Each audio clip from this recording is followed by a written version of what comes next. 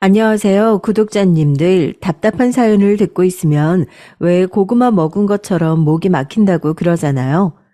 고구마 중에서도 분 폴폴 나는 방고구마 인생을 살아왔던 제가 드디어 이제는 더 이상 그렇게 살지 않겠다 다짐하는 의미로 유튜브에 사연을 제보하게 됐습니다.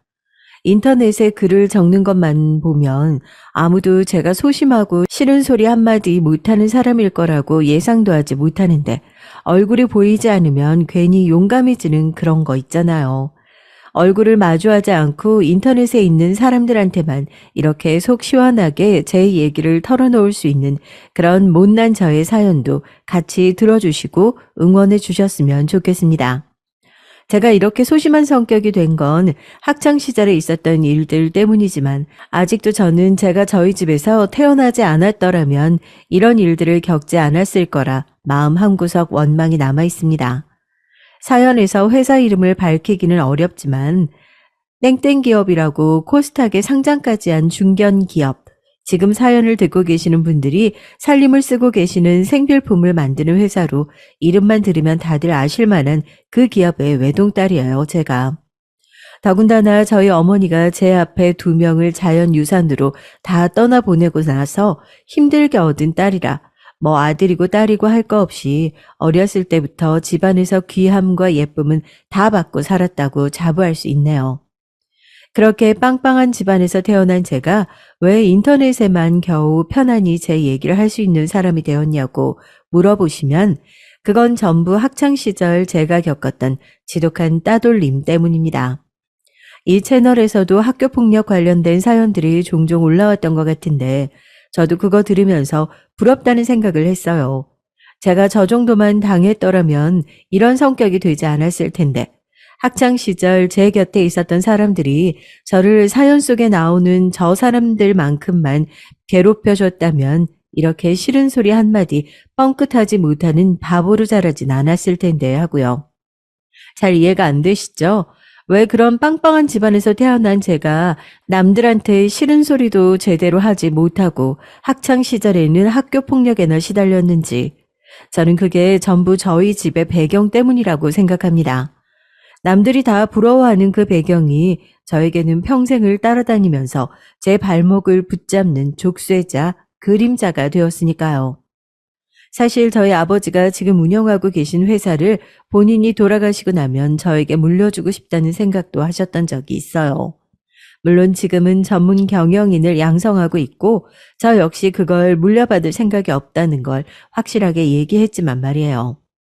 여튼 저희 아버지가 그런 원대한 꿈을 가지고 계신 덕분에 저는 어렸을 때부터 엄청난 치마폭에 쌓여 자랐습니다. 남들은 어렸을 때 부모님과의 따뜻한 추억을 가지고 있다는데 전 그런 꿈도 꿔본 적이 없어요. 당연하죠. 그런 기억이 아예 없으니까요. 아버지, 저 이번 주만 학원 빠지면 안 될까요? 학교에 정말 친한 친구가 있는데 생일이라서요. 올해는 안 걸릴 것 같은데 저녁에 영어 학원만 좀 빠질 수 있을까 하고요. 너 그 친구가 네 미래를 책임져 줄 것 같니?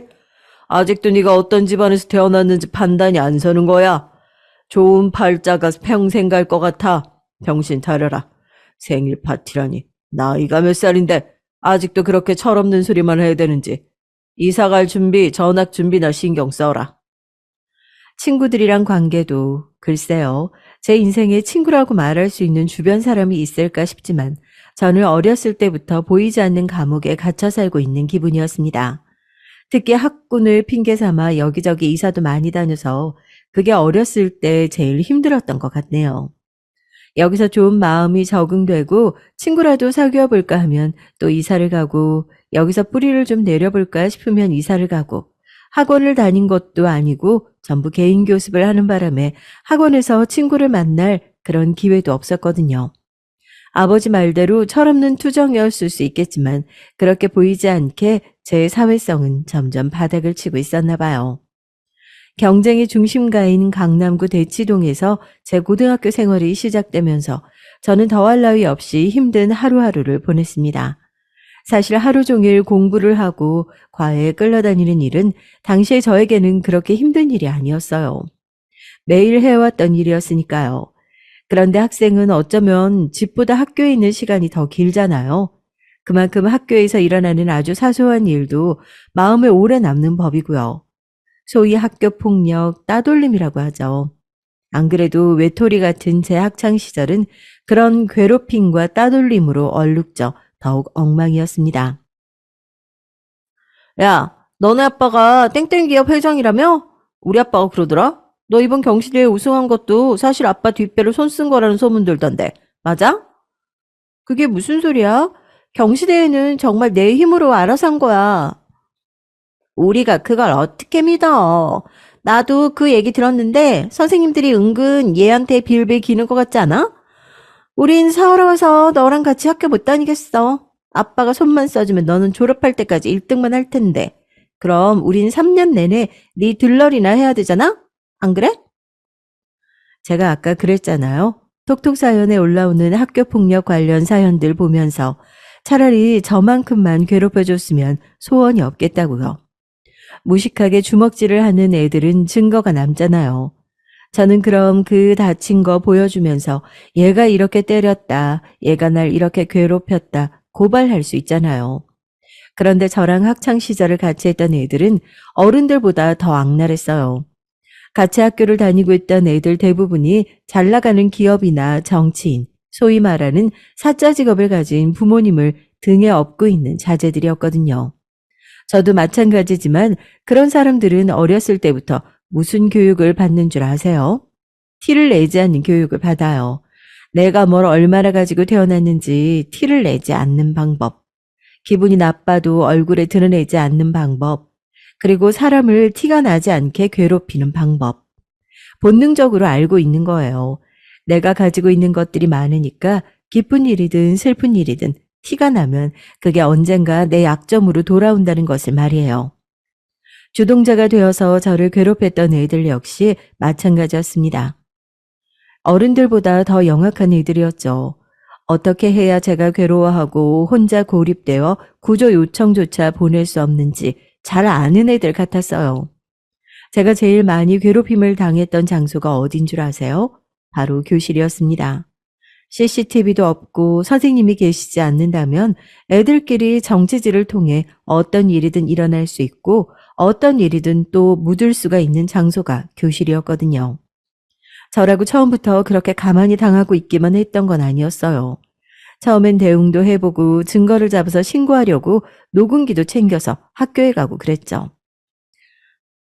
어, 지금 이게 뭐 하는 짓이야? 그날도 그랬어요. 가만히 앉아서 자습을 하고 있는데 정말 눈물이 쏙 빠져나올 정도로 눈앞에 별이 보일 정도로 세게 누가 제 뒤통수를 때리고 지나가는 게 아니에요. 아니나 다를까 저한테 경시대회 결과를 가지고 말도 안 되는 시비를 걸던 애들 둘이서 제 옆에 걸터 앉아 막 웃는 거예요. 지금 당장 사과해. 사과하라고. 갑자기 사과는 무슨? 야, 누가 보면 네가 나한테 맞은 줄 알겠어. 너네 여기 봐봐. 내가 애 때리는 거 본 사람 있어? 아무도 없지? 야, 너 증거도 없는데 왜 생사람을 잡아? 너 그렇게 돈 가지고 네 마음대로 결과 뒤집고 하는 게 습관이 된 모양인데 아무리 그래도 교실에서 같은 친구끼리 그러는 건 아니지. 나 좀 상처받으려고 한다. 그러고선 제 앞주머니에 몰래 넣어놓은 녹음기를 꺼내서 녹음 버튼을 꺼버리더라고요. 어떻게든 애들이 저를 괴롭히고 있다는 정황을 담아서 신고를 하려고 했던 저는 망연자실을 했죠. 아, 얘네들은 정말 다 알고 있었구나. 다 알고 그렇게 나를 괴롭혔던 거구나 하고요. 너 이렇게 녹음해서 우리 신고라도 하려고 했던 거야? 야, 우리가 그렇게 등신으로 보여? 네가 여기서 아무리 우리한테 괴롭힘을 당했다고 애원해봐. 네 편 들어주는 사람 하나 있나? 여기 있는 애들 다 너 적이라고 생각하는 사람밖에 없어. 왠 줄 알아? 네가 1등이잖아. 너 하나 없어지면 여기 애들 성적 다 1등씩 오르는 거라고. 그런데 너 같으면 널 도와주고 싶겠니? 그러게 나대지 말고 적당히 살았어야지. 그 자리를 지킬 자신이 없으면 함부로 넘볼 자리가 아니라고. 그래서 그 이후에 제가 선택한 방법은 무시였습니다. 이런 괴롭힘도 결국 어떤 식으로든 대응하려는 제 반응이 있었기 때문에 그 애들이 더 신나서 괴롭히는 거라고 판단했죠. 그저 내 할 일만 묵묵하게 하자. 어차피 고등학교는 3년밖에 안 되니까 이 시간만 버티면 이 애들과도 안녕인 거다. 그렇게 생각했어요. 그런데 제가 선택했던 두 번째 방법도 썩 좋은 방법은 아니었던 것 같습니다. 제가 그 아이들의 괴롭힘을 무시하기 시작하니까 그 애들은 이 정도까지는 놀려도 아무런 반응이 없는 애라고 자기들끼리 괴롭힘의 마지노선을 정하기 시작했던 거죠. 그리고 제가 더 잘 참으면 참을수록 그 마지노선은 점점 더 올라갔습니다. 제가 결국 학교를 떠나야겠다고 터져버렸던 계기도 아이들을 향한 제 날선 무시가 극에 달았던 때였어요. 그날도 정말 가기 싫은 학교를 꾸역꾸역 등교했고 아이들은 선생님 눈을 피해서 제 머리를 민다든지 속옷끈을 잡아당긴다든지 마치 실수인 척 발을 걸어 넘어뜨리고 제 교과서를 엉망으로 만들고 마치 그게 자기들끼리 즐겁게 해왔던 놀이인 것처럼 저를 괴롭히고 있었죠. 그리고 저는 억지로 그걸 무시하고 있던 상황이었죠. 아까도 말씀드렸지만 저는 공부를 곧잘하는 편이었어요. 내신을 이대로만 유지한다면 그 어렵다던 대치동에서 학교장 추천을 받아 서울대에 수시로 진학하는 것도 가능하다고 선생님들과 부모님의 기대를 한눈에 받고 있던 때였죠. 머리가 좋다기보단 당시에 제가 그 힘든 일상에서 도피할 수 있는 방법이 공부밖에 없었으니까 좀 재수없는 소리지만 공부를 하면 스트레스를 풀었거든요. 그런데 아무리 괴롭혀도 이제 반응조차 잘 하지도 않고 꾸역꾸역 제 할 일을 잘 해내는 모습이 괴롭히는 사람들 입장에선 정말 눈엣 가시였겠죠. 그 애들 말대로 1등인 제가 사라지면 상대평가를 받는 모두의 등수가 한 칸씩 올라가는 거니까. 교실 안에서 제 편인 친구는 단 하나도 없었어요. 그때는 학교에서 영어 스피치 시험을 준비하고 있던 때였거든요. 이 영어 스피치 대회에서 우승을 하게 되면 자기소개서에 쓸 수 있는 교내 생활 수상 경력이 한 줄 붙는 거니까 다들 불을 켜고 이 시험을 준비했었어요. 학교에서 하는 영어 스피치 시험을 위해서 원어민 교사를 붙여서 과외를 하고 학부모들끼리도 이번 영어 스피치가 어떤 주제로 나올지 모여서 스터디를 할 정도로 학구열이 엄청났거든요. 당연히 저 역시 학교를 마치고 나면 바로 집으로 돌아가 원어민 교사와 함께 스피치 시험을 준비했고 0에서 시작했다는 얘기는 아니지만 밤을 새워가며 제가 할 수 있는 최선의 노력을 다했습니다. 노력 없이 그 자리까지 올라갔단 말이 누구보다 듣기 싫었으니까요. 내가 만약에 이 대회에서 1등을 하게 된다면 그 아무도 결과에 대해서 토를 달 수 없을 정도로 완벽하게 해내자는 생각으로 무리해서 준비를 했었습니다. 그런데 저는 왜 그걸 몰랐을까요? 괴롭히는 애들에게는 그 노력조차 엄청나게 꼴보기 싫은 가식으로 보인다는 걸요. 스피치 시험을 2시간 정도 앞두고 저는 체육관에서 혼자 스피치 연습을 하고 있었어요. 이 정도 준비면 충분하겠다 싶어서 다시 교실로 돌아가는데 각자 자기 시험 준비로 분주해야 할 아이들이 웅성거리며 한자리에 모여 있는 게 아니겠어요? 교무실에 모두 모여 계셔야 할 선생님들까지도요. 뭔가 안 좋은 예감이 들어 뛰어가 보니 아니나 다를까 모두 제 자리에 모여 있었습니다. 윤지수, 네가 이런 게 맞아? 공부도 잘하는 애가 너 교무실로 따라와. 제자리에서 뜬금없이 화를 내고 있는 선생님의 모습, 그리고 수많은 차가운 눈빛들을 받으면서 저는 불안함에 심장이 막 뛰더라고요. 대체 무슨 일 때문에 또 나를 타겟으로 삼아서 이 난리를 피우고 있는 건지 해서 교실을 막 헤치고 제자리로 갔습니다. 책상에는 한 번도 보지 못했던 스피치 대회 예상 문제들이 적혀있는 종이가 나뒹굴고 있었죠. 그때 눈치를 챘어요. 얘네가 나를 엿먹이려고 지금 내가 범인인 것 마냥 몰아가려고 하는구나 하고요. 너 끝까지 거짓말할 거야? 선생님, 제가 아까 분명히 봤어요. 다들 스피치 시험 준비한다고 교실 비웠는데 저랑 미진이가 교실에 두고 간 게 있어서 확인하려고 왔었다가 지수가 뭘 급하게 감추더라고요. 혹시나 해서 확인해보니까 스피치 시험 예상 문제들이었어요. 이거 저희 엄마께도 말씀드리려고요. 학교도 스피치 시험 문제 미리 유출된 거 책임져야 하는 거 아니에요? 이미 교실 분위기는 제가 범인인 게 확실시된 느낌이었고 한 자리씩 하고 있는 학부모님들까지 이 사건에 대해서 알게 되면서 일은 걷잡을 수 없이 커졌습니다.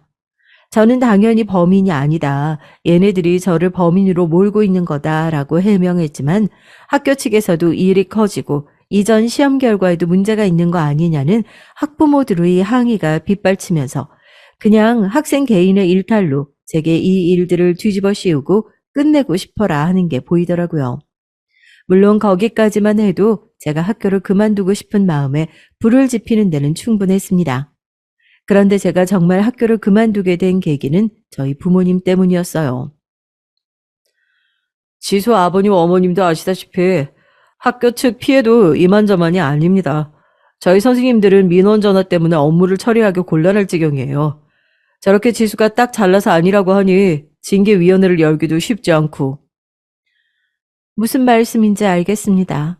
학생들의 일탈인데 학교가 피해보는 일은 없어야죠. 학부모로 계시는 분들과 저희가 모르는 사이도 아니고 이제 이 일은 여기서 마무리됐으면 좋겠네요. 다만 이번에는 저희 애가 유출된 시험지를 가지고 있었던 게 분명하지만 지난 시험에서도 유출된 시험지를 가지고 있었을 거다 하는 보장은 없지 않습니까? 이전 시험들은 문제 삼지 말아주세요. 교내 봉사와 이번 시험 자격 박탈 정도로 마무리해 주셨으면 좋겠습니다. 부모님이 면담을 위해 학교를 찾아왔다는 소식을 듣고 저도 불이 나게 교무실로 쫓아갔어요. 그래도 가족이니까 억울한 내 마음을 풀어주지 않을까 기대감을 갖고 말이에요. 그런데 교무실 밖에서 엿들은 얘기는 저에게 더욱 큰 상처였습니다. 그런 사건이 일어났다고 학교에서 연락을 받았을 때 부모님은 저에게 정말 네가 그런 짓을 한 게 맞냐는 질문을 단 한 번도 하지 않으셨어요. 애초에 그걸 제가 했든 안 했든 관계없이 부모님께서는 빨리 해결하고 덮어야 할 문제였던 거죠. 학교에 찾아온 저희 부모님은 그렇게 담임 선생님을 붙잡고 적당히 벌을 받고 다른 부모님과의 합의도 알아서 진행할 테니 학교 측에서 제 실수를 조용히 덮어달라 얘기하고 있었습니다. 정작 저는 아무런 실수도 하지 않았는데 말이에요. 저 그만둘게요. 더 이상 학교 못 다닐 것 같아요. 죄송해요. 그렇게 교무실 밖에서 얘기를 들으면서 저는 마음속 무언가가 뻥하고 터져버리는 기분을 느꼈습니다. 그리고 그날 확실하게 느꼈죠. 가족이든 학교든 친구든 내 편은 정말 한 명도 없구나 하는 걸요. 그리고 교무실 문을 박차고 들어가서 부모님이 다 계신 자리에서 자퇴를 선언했습니다. 몇 날 며칠이고 부모님은 굳게 닫힌 제 방문을 억지로 열고 저를 붙잡고 다그치셨어요. 하지만 제 마음도 절대 변하지 않았죠. 내가 그동안 학교에서 어떤 취급을 받았는 줄 알아? 걔네 나 티 안 나게 죽도록 괴롭힌 애들이야. 그런데 엄마가 그런 애들한테 가서 오히려 나를 용서해달라고? 용서를 빌어야 할 건 걔네들인데 걔네한테 용서해달라고 빌고 온 거냐고. 너 입 없어? 그런 문제가 있었으면 처음부터 가족들한테 얘기하면 좀 좋냐고. 우리가 어련히 알아서 처리해 줬을 걸. 너 혼자 해결도 못하고 그렇게 끌어안고 있다가 지금 일을 이 지경으로 만드는 거 아니야. 너 이거 밖으로 얘기라도 새어나가면 어떻게 할 거야? 하나밖에 없는 외동딸이 학교에 적응 못한 부적응자라서 결국 자퇴서 쓰고 나왔다. 이거 세상 사람들이 알면 우리 얼굴도 못 들고 다녀, 알아? 물론 그 당시에 가족한테 얘기했으면 더 쉬운 방법으로 일이 해결됐을지도 모르죠. 그런데 제가 그 일을 버티기 힘들다고 자퇴서를 쓴 거 하나 가지고도 이렇게 득달같이 찾아와서 저에게서 잘못을 찾는 가족들에게 제가 어떻게 그때 당시 얘기를 할 수 있었겠어요. 결국 가족들도 절 설득하는 걸 포기하고 대외적으로는 제가 높은 지능 때문에 한국에서 더 이상 공부를 하기 어려워 외국으로 잠시 공부하러 갔다. 이런 말들로 어떻게든 흠이 잡히지 않으려 포장하고 지냈었죠. 외국으로 떠난 건 아니지만 공부를 했다는 건 사실이었어요. 할 줄 아는 게 공부밖에 없었고 그게 유일한 제 탈출구였으니까요. 오랜 왕따는 제 성격을 소심하게 만들었을 뿐 아니라 정신과를 제 발로 갈 수 없을 정도로 집 밖으로 한 발자국을 떼는 것조차 힘들게 만들었습니다. 밖에 나가면 사람들이 제 이야기를 하면서 수군거릴 것 같고 말도 안 되는 꼬투리를 잡아서 공격당할 것 같다는 생각에 계속 시달렸으니까요.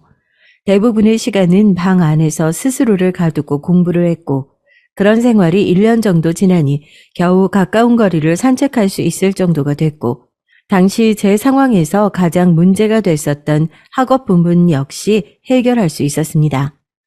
고등학교는 검정고시로 간단하게 패스할 수 있었고 단체 생활을 극도로 꺼려서 대학은 집에서 사이버 대학을 이수하는 식으로 해결했죠. 대학 공부는 이전에 했었던 공부보다 훨씬 더 즐거웠습니다.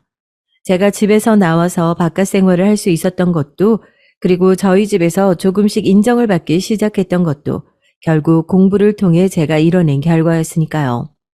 아무리 해도 사이버 대학으로 배우는 것만으로는 한계가 있다고 생각해 대학원 수업을 받고자 칩거 생활을 끝내게 됐고 대학원 석사 과정을 우수한 성적으로 마무리하고 나니 아버지께서 먼저 회사 생활에 대한 얘기를 꺼내셨어요. 그동안 공부하는 거 옆에서 계속 지켜봤다. 우리도 부모가 처음이니까 당연히 서툰 부분이 있지 않겠어. 그렇다고 우리 딸이 언제까지고 집안에 갇혀 있어서 사람들이랑 어울리지 못하고 사는 꼴은 애비로서 보고 있을 수가 없다.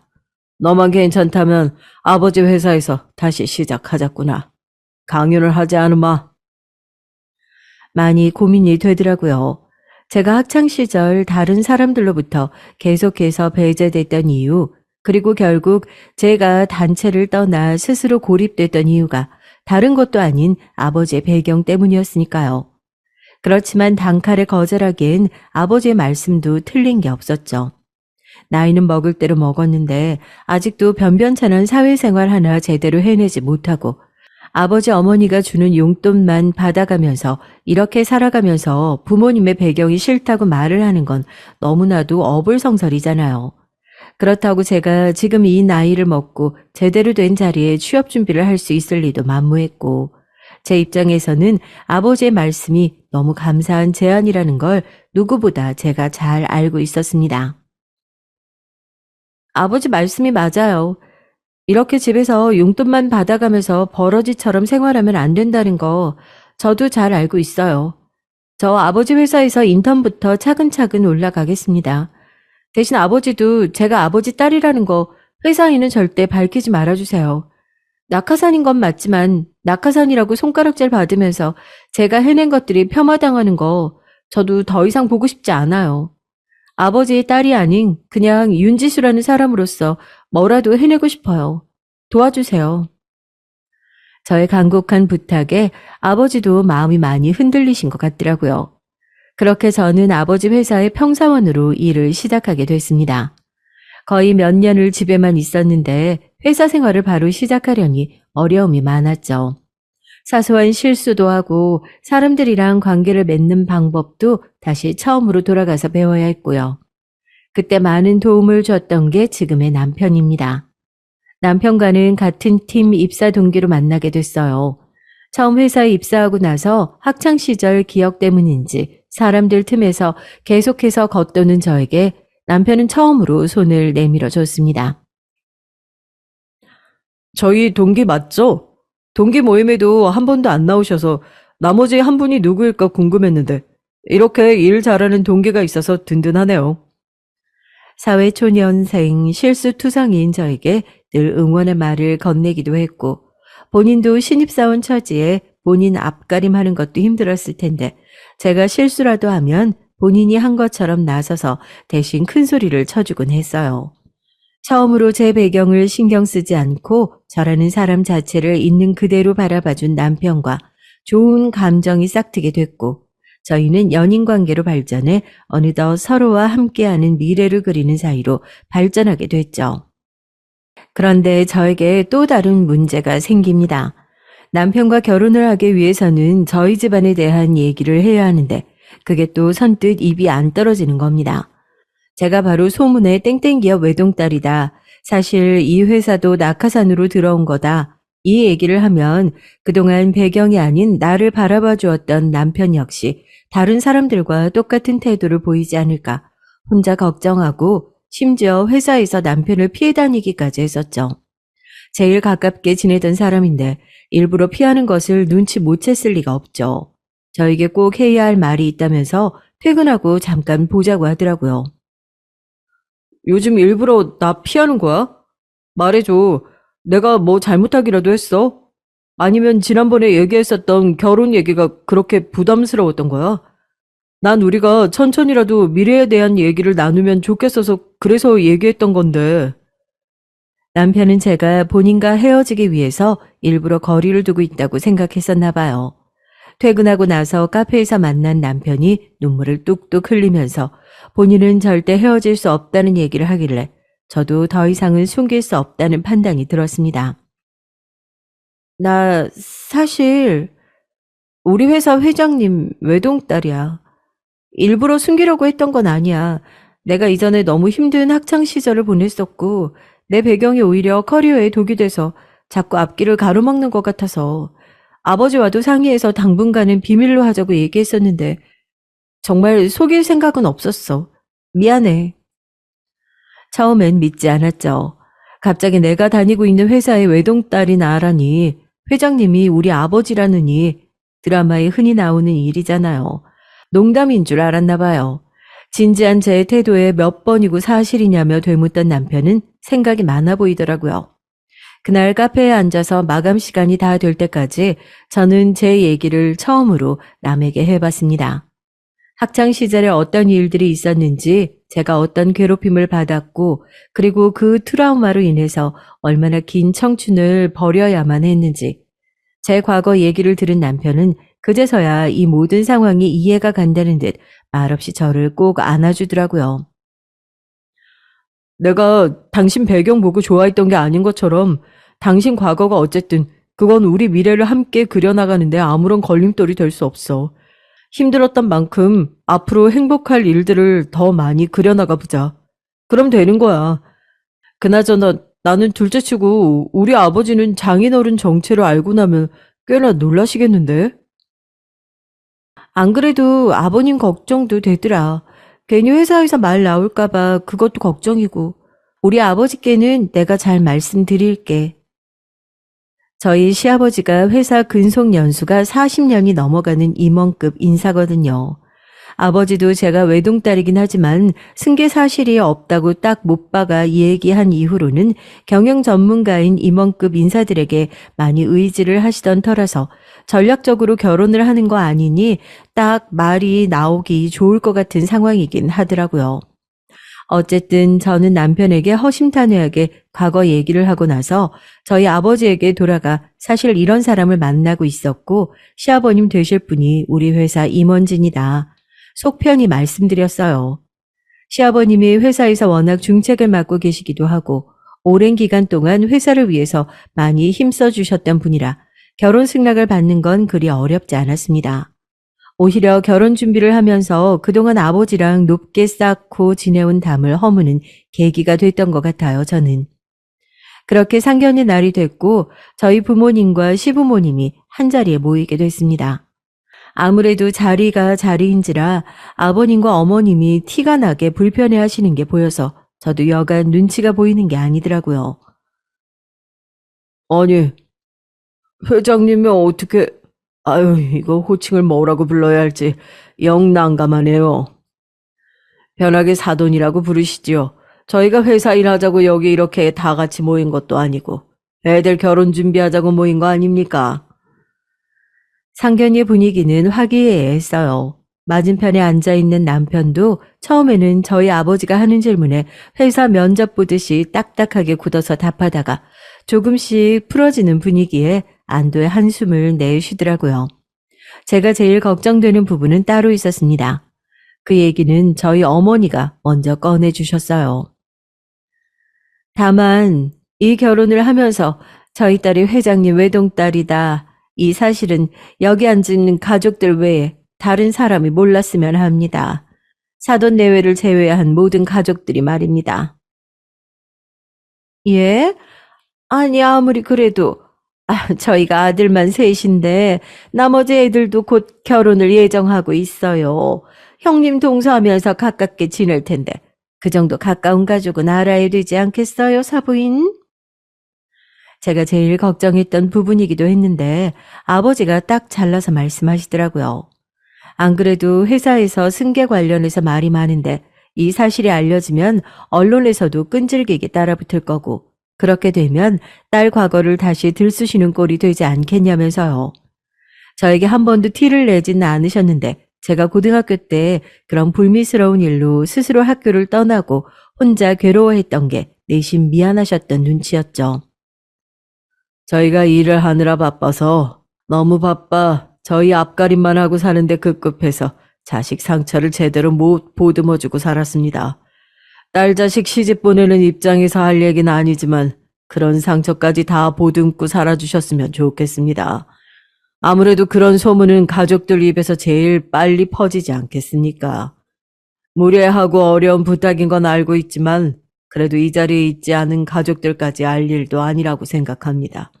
제 딸이라고 생각하지 마시고 그냥 평범한 며느리다 생각하고 품어주시길 부탁드리겠습니다. 아버지가 자리에서 일어나서 고개까지 숙여가며 간곡히 부탁을 하는데 시부모님이 무슨 이렇게까지 부탁을 하시냐며 일어나서 말리시더라고요. 그렇게 우여곡절에 우여곡절을 더하면서 저희는 부부가 됐습니다. 결혼식도 양가 친척들만 조용하게 모여서 치렀어요. 신혼초는 다들 그렇듯이 매일같이 달콤한 꿈을 꾸고 있는 것 같았습니다. 따돌림을 받았던 과거, 평범한 사람처럼 가정을 꾸리고 미래를 계획하는 일들은 전혀 할 수 없을 것만 같았는데 다정한 남편, 부모님만큼이나 따뜻한 시부모님을 만나 정말 행복한 일상을 보내고 있구나. 그렇게 마냥 행복하기만 했어요. 그렇게 매일같이 달콤한 일상만 계속됐다면 제가 이곳에 사연을 제보할 일도 없었겠죠.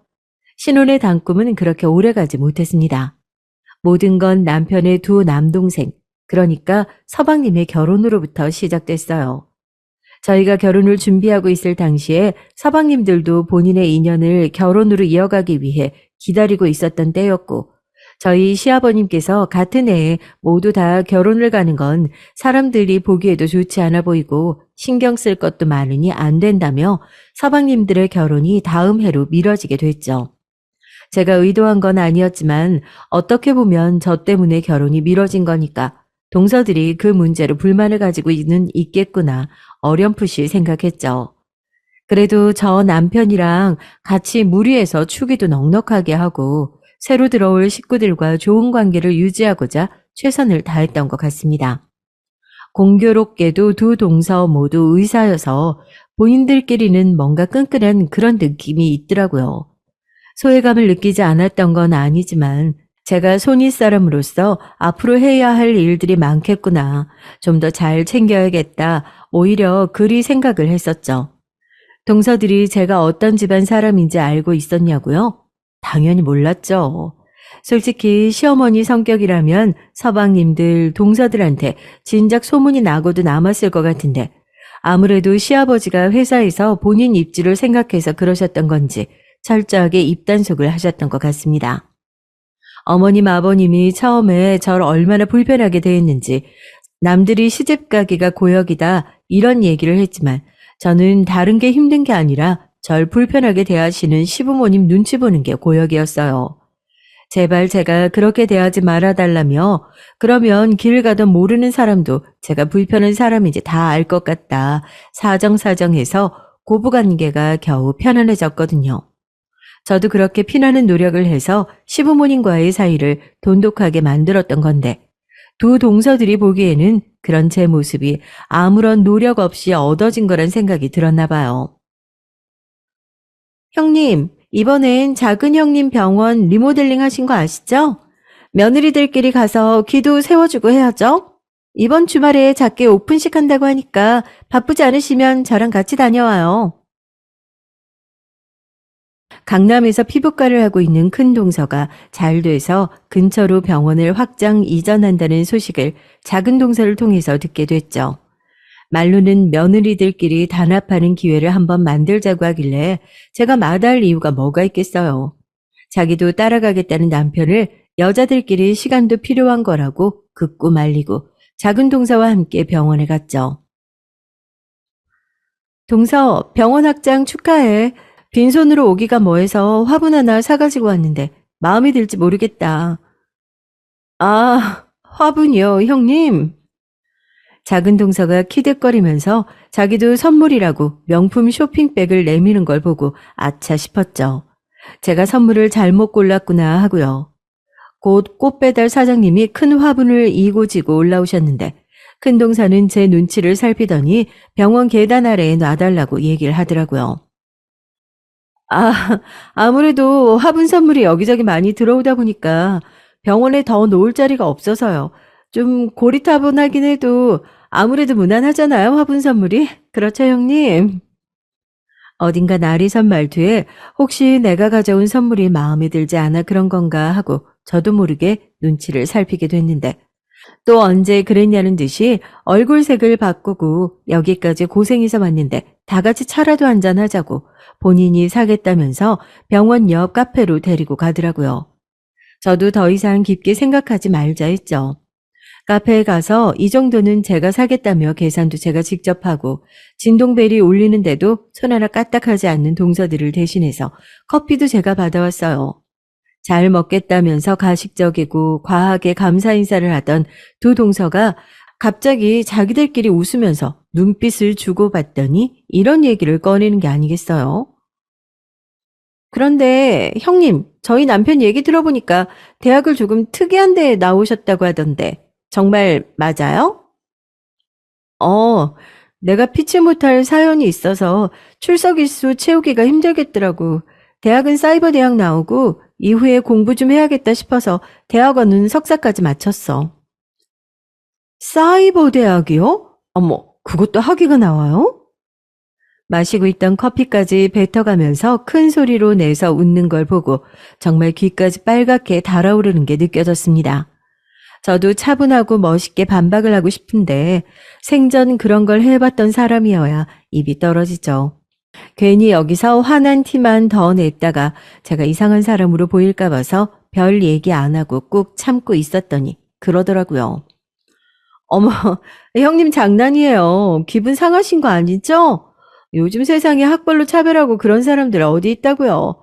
그냥 저희가 또 대학 동문이잖아요. 저희가 살던 세상이랑 뭐 조금 다르다 뭐 그런 느낌이 들어서 신기해서 여쭤본 거였어요. 너무 마음 상해하지 마세요. 누가 봐도 저를 골리려고 한 얘기가 뻔하지만 또 그렇게 웃으면서 아무런 악의는 없었다. 오해하지 말아라. 손사래를 치는데 괜히 저만 이상한 사람이 되는 것 같더라고요. 그런데 두 동서의 은근한 왕따는 거기서 끝나지 않았습니다. 여보, 나 재수 씨 피부과 가려고 하는데 같이 갈래? 재수 씨 피부과가 엄청 잘 돼서 요즘 예약 잡기가 그렇게 힘들다고 하잖아.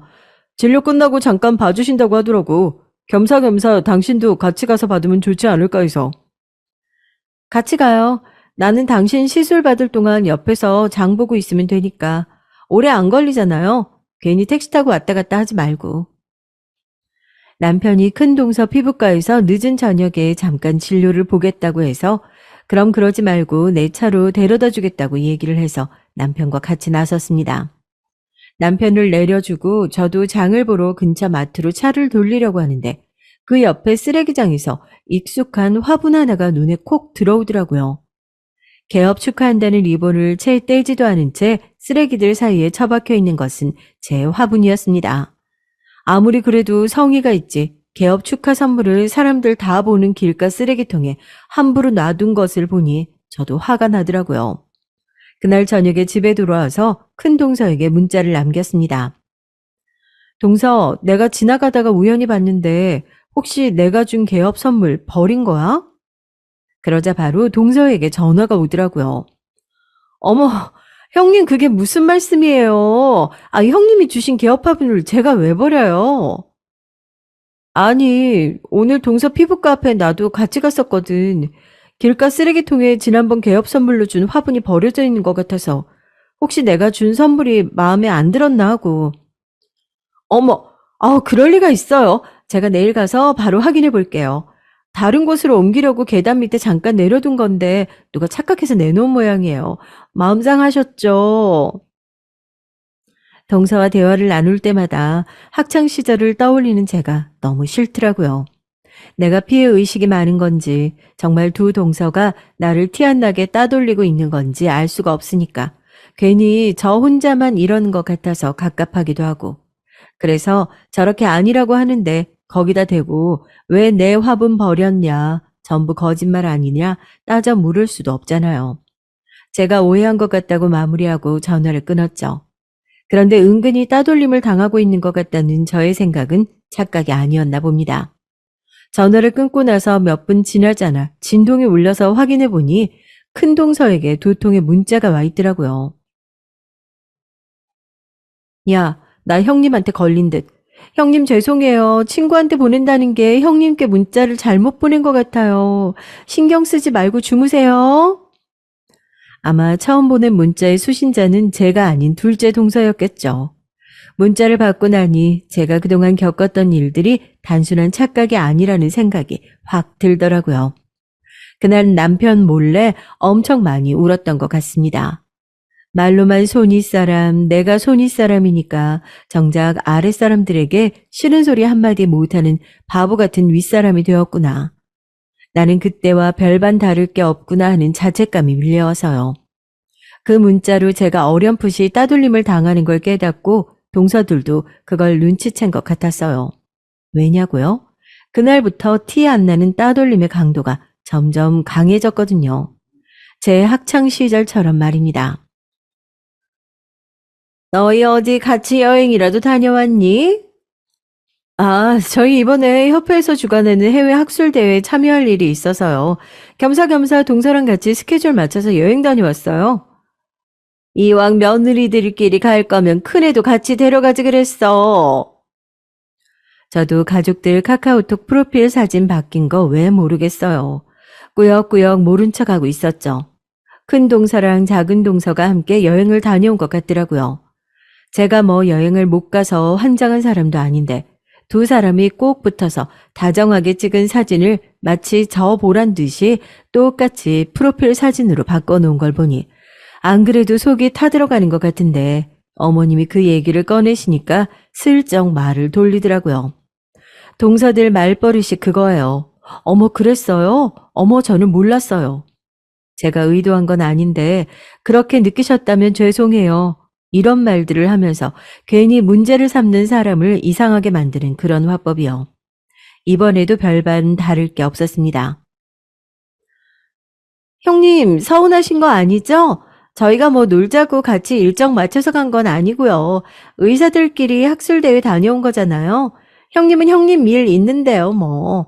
다음에 같이 가요. 저희 일정이 맞을지 모르겠지만요. 두 동서는 의사라는 공통 분모를 가지고 저에게 알게 모르게 선을 계속해서 긋는 느낌이었습니다. 그렇다고 대놓고 무시하는 건 또 아니라서 이걸 가지고 문제 삼으면 속 좁아 보이는 그런 답답한 상황들이 계속해서 반복됐죠. 이번 하와이 여행도 마찬가지였고요. 여기서 끝나지 않고 여행 다녀온 김에 기념품을 사왔다면서 가족들 맞춤형으로 하나씩 사왔다고 각자 쇼핑백 하나를 들려줘서 저도 조금은 누그러진 마음으로 집에 왔습니다.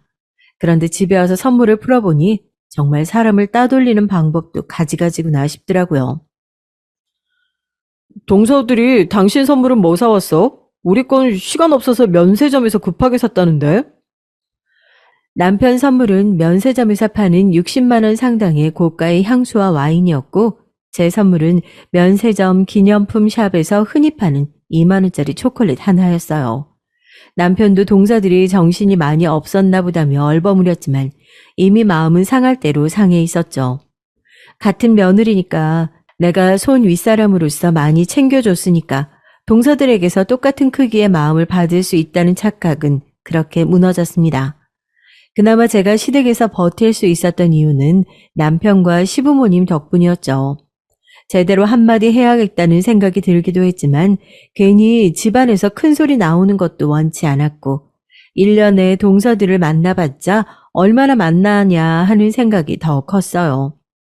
똥이 더러워서 피하는 거지 무서워서 피하는 건 아니잖아요.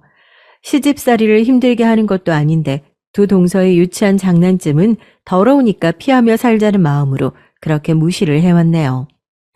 그쯤에서 시아버지의 부회장 취임 소식이 들려오면서 집안이 또 한 번 떠들썩해졌죠. 친정아버지가 직접 저한테 연락을 하셔서 아버님 취임식이니 첫째인 네가 좀 더 사려 깊게 준비를 해라는 얘기도 있어서 남편과 함께 취임식 관련 행사들을 도맡아 준비했습니다. 초대할 손님 명단을 관리하고 좌석 배치는 어떻게 해야 하고 식순 관련해서 시나리오도 직접 검토하느라 퇴근하고 나서도 눈코뜰 새 없이 바빴죠. 취임식 일주일 전까지는 잠도 실컷 못 잤던 것 같아요. 그런데 그렇게 나서서 집안 행사를 준비하는 모습이 동서들에겐 또 안 입고 온 모습이었나 봐요. 큰 행사다 보니 드레스를 빌리러 샵에 갔는데 공교롭게 거기서 동서들을 딱 마주쳤죠. 아, 형님도 여기서 드레스 하시나 봐요. 그러게, 난 항상 행사가 있을 때마다 여기서 해서 동서들도 같이 드레스 준비하는 거면 미리 나한테 얘기해주지. 나 봐주시는 실장님 소개라도 해줄 걸 그랬네. 어머, 형님, 드레스 입어봤어도 저희가 한참 더 입어봤을 것 같은데. 메이크업 받을 샵이랑은 있으세요? 없으시면 저희가 소개시켜 드리고요. 아버님도 아무리 그래도 그렇지 행사 준비를 맡길 사람한테 맡겨야지. 아무리 첫째라고 하지만 언제 행사나 제대로 한번 못 해봤을 사람한테 행사 준비를 맡기시면 형님 너무 힘드시면 말씀하세요. 저희가 도와드릴게요. 나 들으라고 하는 얘기 아니지? 괜한 걱정인 것 같아. 행사도 잘 마무리했고 나도 큰 집안 행사라면 여러 번 치러봤거든? 걱정해 준 건 고맙네. 어른스럽게 큰 행사 앞두고 괜한 분란 일으키지 말자는 생각으로 이를 꽉 깨물고 참았습니다. 자기들끼리 행사는 무슨 행사냐며 키득거리고 나가더라고요. 동서들은 겨우 사이버 대학이나 나온 제가 의사인 본인들의 자리를 빼앗는다는 생각을 했었겠죠. 저도 제 커리어에 있어선 누구한테 뒤처지지 않을 정도로 피나는 노력을 했는데 뭐 눈에는 뭐만 보인다고 오로지 겉으로 보이는 것만 가지고 사람을 판단하는 모습이 참 우습고 한심하기만 했어요. 그렇게 마음의 응어리가 잔뜩 남아있는 상태에서 시아버지의 취임식 날이 다가오고 친정아버지도 이번 행사가 잘 마무리되어야만 우리 집안 체면도 서는 거라며 제 어깨를 토닥여 주고 가셨습니다. 제가 열심히 준비한 만큼 행사는 잘 마무리됐고 저도 술잔을 들고 내빈들과 인사를 나누고 있었죠. 그때 볼이 빨갛게 달아오른 작은 동서가 술잔을 들고 제 쪽으로 다가오더라고요. 동서, 술이 좀 된 것 같은데 화장실 가서 세수라도 하고 오는 게 어때? 형님, 제발 있는 척 아는 척 좀 그만하세요. 형님 사정 뻔히 아는데 진짜 우습고 같잖아요. 이 드레스는 또 뭐야? 아니, 호박이 줄 긋는다고 수박대요? 소란을 느꼈는지 큰 동서도 손으로 입을 가리고 키득거리면서 작은 동서를 챙기는 척 옆에 다가오더라고요. 아무리 술에 취했다지만 선을 넘는 동서들의 태도에 저도 한마디 했습니다. 집안 행사라서 시끄럽게 하지 않으려고 참고 있는 거야. 동서들, 말 조심해. 동서들, 말 조심해. 정말 웃기지도 않아. 그쵸, 형님? 자기들끼리 낄낄거리면서 제 어깨를 툭 미는데 제 얼굴을 알아보는 보안업체 경호 인력들이 순식간에 다가와서 동서를 저지하더라고요. 그 소란에 저희 친정아버지와 시아버지까지 단숨에 달려오셨습니다. 지금 이게 무슨 소란이냐? 동서들은 상황 파악을 못해 벙쪄 있고 친정아버지도 누가 내 딸에게 손을 댄 거냐며 노발대발하셔서 자리에 있는 사람들을 추궁했죠. 그제서야 제 신분을 알아차린 아주버님과 동서들이 입을 떡 벌리고 동서들은 급하게 그 자리를 수습하려고 애를 썼습니다. 아무래도 오해가 있는 것 같다며 얼버무리라는데 제가 용기 내 그 앞을 막아 섰어요. 오해는 무슨 오해? 동서가 제대로 얘기해봐. 방금까지 내 어깨 밀쳤잖아. 뭐라고? 호박이 줄 긋는다고 수박되냐고? 있는 척 아는 척 좀 그만하라고?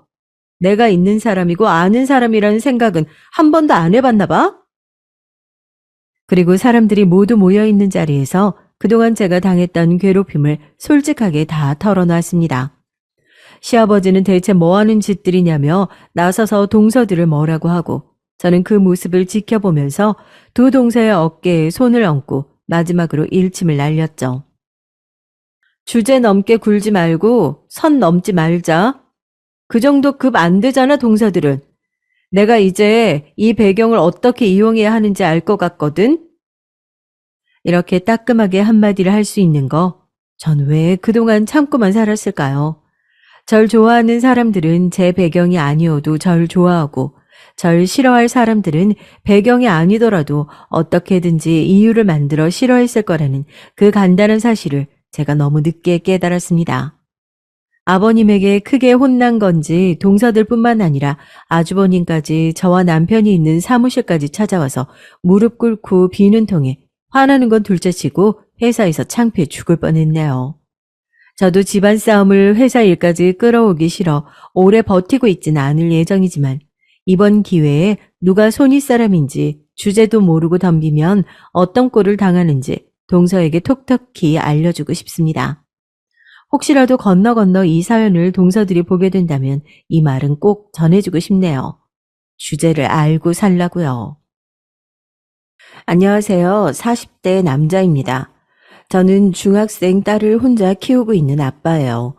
아내와는 3년 전에 이혼을 했습니다. 제가 이혼을 결심했을 때 주변에서는 다들 그래도 아이는 엄마가 키우는 게 낫다. 더군다나 딸인데 아빠 혼자 어떻게 키우냐는 말들이 많았습니다. 하지만 제 생각은 전혀 달랐어요.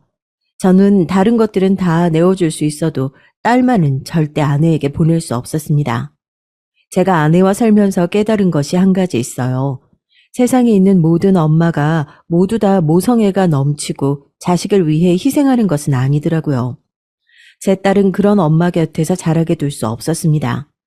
그리고 무엇보다 딸도 엄마보단 저와 살기를 바랬고요. 당연히 자식은 나한테 넘길 줄 알았더니 웬일이야? 헤어질 땐 그래도 생각이 좀 통하네. 고마워. 덕분에 나는 훨훨 새 인생 살 수 있겠어. 법원에서 최종 이혼 확정을 받은 날 아내가 제게 한 말이었어요. 그 순간 알았습니다. 이 여자와 헤어지기로 한 결정이 제 인생에서 가장 잘한 선택이라는 걸요. 아내도 저와 딸 아이를 떠나서 새 인생을 살게 돼서 행복하다고 했지만 오히려 아내와 헤어지고 진짜 새 인생을 살게 된 건 저와 아이였습니다. 저는 원래 파일럿이었어요. 항공사에서 비행기를 운전했죠. 그런데 코로나로 직격탄을 맞은 이후 무기한 휴가 상태였습니다. 사실 그때가 제 인생에서 가장 힘든 시기였어요. 살면서 처음으로 맛본 실패였죠. 그 전까지는 한 번도 실패를 경험해 본 적이 없었거든요. 학창 시절부터 성적이든 교우 관계든 문제없이 언제나 성실하게 살아왔고 군대 생활, 대학 생활, 그리고 취직까지 단 한 번도 제 인생에는 브레이크라고는 없이 탄탄대로이기만 했습니다. 이렇게 인생이 잘 풀려도 되나 싶을 만큼 말이죠. 그런 제 인생을 하늘에서 시기하신 걸까요? 제 인생에 아내가 나타난 이후부터 모든 것이 꼬이기 시작했습니다. 아내를 만난 건 제가 항공사에서 근무할 때였어요. 제가 비행 갔다가 연착이 돼서 잠시 대기 상태였는데 날씨 때문에 도저히 비행할 수가 없다는 통보를 받고 저는 그 나라에서 하루를 보내야 했습니다. 매일 일만 하며 바쁘게 지내다가 오랜만에 생긴 여유에 저와 동료들은 시간이 너무 아까워서 피곤한 몸을 이끌고 그 나라에서 가장 유명하다는 클럽에 놀러 갔죠. 그런데 그 클럽 안에는 꽤 한국인들이 많더라고요. 저는 바로 그곳에서 아내를 만났습니다. 화려한 옷을 입고 무대 중앙에서 친구들과 신나게 춤을 추며 놀고 있는데 클럽 안에 모든 남자들의 시선이 그 여자에게 꽂혀 있더라고요. 역시 사람 눈은 전 세계가 다 똑같더라고요. 네, 아마 여러분들이 짐작하시는 게 맞을 거예요. 바로 그 여자가 제 아내가 됐습니다. 여기까지 들으면 제가 굉장히 운이 좋은 놈 같죠. 모두가 우러러 보던 미모의 여인이 제 아내가 되었으니까요. 그런데 어쩌면 그때부터 제 불행이 시작됐는지도 모르겠습니다. 아내의 첫인상은 어디서든 눈에 띌 만한 미모에 화려한 분위기가 제 마음을 사로잡았어요. 저는 태어나 처음으로 간 클럽에서 한눈에 반한 여자에게 제가 먼저 연락처를 주었죠. 왠지 이 여자를 놓치면 안 될 것 같았거든요. 저는 여행이 끝나고 한국에 들어오면 꼭 연락을 달라고 했습니다. 꼭 다시 만나고 싶다고요. 그러자 여자는 알겠다는 듯 긍정적인 답을 해줬어요. 저는 서울에 와서도 한참을 연락을 기다렸는데 한 달이 넘어서야 연락이 왔더라고요. 처음 보는 남자가 준 명함만 보고 먼저 연락한다는 게 좀 쑥스럽기도 하고 해서 조금 망설였어요. 당연히 그러셨을 거예요. 그래도 저는 연락 계속 기다렸습니다. 꼭 다시 뵙고 싶었거든요. 여자는 학원에서 아이들에게 영어를 가르치는 선생님이었습니다. 그리고 막상 만나보니 겉으로 보이는 외모와는 달리 굉장히 조용조용하고 얌전해 보이더라고요. 클럽에서 춤을 추고 있던 모습과는 굉장히 반대되는 모습에 오히려 반전 매력이 느껴졌어요. 저는 그날부터 그 여자에게 모든 걸 올인했습니다. 만나면 만날수록 제 이상형에 너무도 가까웠거든요. 그리고 여자도 제 직업이 파일럿이라는 것에 굉장히 호기심을 느끼는 것 같았어요. 저는 이 여자를 절대 놓치면 안 될 것 같아서 열과 성을 다해 공주처럼 모셨습니다. 이거 저번에 백화점 카탈로그에서 본 거 맞지? 면세점에 들어왔길래 비행 갔다 오다가 너 생각나서 샀어. 어머, 이거 진짜 구하기 힘든 건데. 역시 항공사 다니는 오빤 다르네. 너무 고마워. 내가 다음에 맛있는 거 사줄게. 제 직업 특성상 면세 제품을 저렴하게 살 수도 있고 외국에 항상 나가다 보니 화장품이며 가방, 지갑 등등 여자들이 좋아하는 제품이란 제품은 비행 나갈 때마다 사서 만날 때마다 선물로 주곤 했어요. 그런데 언제나 반응이 남달랐어요. 애교도 워낙 많아서 작은 립스틱만 하나 사다 줘도 자리에서 콩콩 뛰며 너무 좋아하더라고요. 그리고 무엇보다 남자 기를 살려주는 방법을 아주 잘 알더라고요. 얼굴도 예쁘고 애교도 많고 남자를 다룰 줄 아는 현명한 성격까지 제가 지금까지 찾던 여자라고 생각했습니다. 저희는 그렇게 몇 달 썸을 타다 제 열정이 통했는지 연인 사이로 발전했어요. 저는 정말 행복했습니다. 그때까지만 해도 제가 찾던 여자다 싶었거든요. 저는 이대로 이 여자와 결혼까지 하겠다 굳게 마음을 먹고 있었어요. 그런데 연애를 하다 보니 썸을 탈 때와는 조금 달라진 게 있었습니다. 썸 탈 때야 매일 연락을 주고받는 것도 아니었고 쉴 때마다 만나지도 않았으니 여자친구의 일과에 대해 다 알 수는 없었는데 막상 사귀고 보니 여자친구가 연락이 잘 되지 않더라고요. 물론 학원에서 근무하다 보니 출근이 늦고 퇴근이 늦었어요. 그런데 아무리 퇴근이 늦어도 그렇지 이상하게 저녁 10시 이후에는 연락이 잘 안 됐습니다. 여자친구는 수업이 끝나고 나면 완전 녹초가 돼서 집에 가자마자 잠들어 버려서 연락하기 힘들다고 했지만 늦게 한국에 들어와서 보고 싶어서 잠깐 보러 가고 싶어도 연락이 안 되니 쉽지 않더라고요. 그런데 상상하지 못했던 일이 벌어지고야 말았습니다. 글쎄 여자친구가 지금까지 제게 거짓말을 하고 있었더군요. 학원에서 아이들 영어를 가르친다는 건 다 거짓말이었어요. 제가 하루는 비행을 끝내고 들어오자마자 여자친구가 너무 보고 싶어서 참지 못하고 여자친구네 동네로 향했습니다. 정확하게 여자친구가 근무하는 학원이 어느 학원인지 몰랐기 때문에 학원가 근처에 가서 차를 대고 수업이 끝나기를 기다리고 있었죠.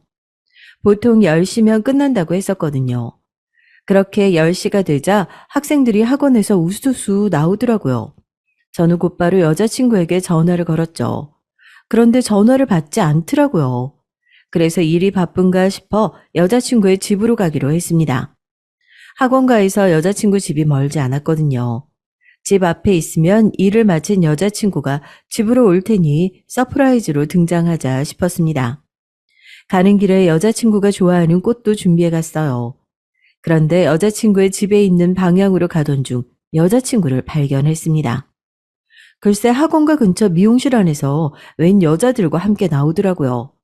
그런데 정말 제 여자친구가 맞나 싶어 눈을 비벼 다시 확인할 만큼 의상이 평소와 달랐습니다. 왜 흔히들 홀복이라고 그러죠. 술집에서나 여자들이 입을 법한 의상이요. 그 추운 날씨에 그걸 입고 말도 안 되게 높은 구두를 신고 나오더라고요. 저는 정말 제 여자친구가 맞나 한 번 더 얼굴을 확인했습니다. 그런데 분명 제 여자친구가 맞았어요. 그때였습니다. 여자친구는 제가 바로 뒤에 있는 것도 모르고 옆에 있는 여자들과 신나게 대화를 이어가더군요. 아, 오늘 진상 아저씨들 온다고 대낮부터 연락 왔잖아? 그 아저씨들 진짜 말 많은데 일하러 가기 싫어 죽겠다. 그래도 어떡해. 너 이번 주에 집주인 월세 또 올려달라고 했다며? 먹고 살려면 참고 버텨야지 어쩌겠어? 그치. 근데 요즘은 남자들이 말이 너무 많아. 아, 아주 화장실 갈 틈도 안 준다니까. 거기다가 아무리 생각해도 월세가 너무 비싸. 그렇다고 가게에서 먼 동네로 이사 갈 수도 없고. 저는 정말인지 말이 나오지 않아 간신히 여자친구에게 다가갔습니다. 정말로 저 여자가 제 여자친구가 맞기는 한지 믿을 수가 없었어요.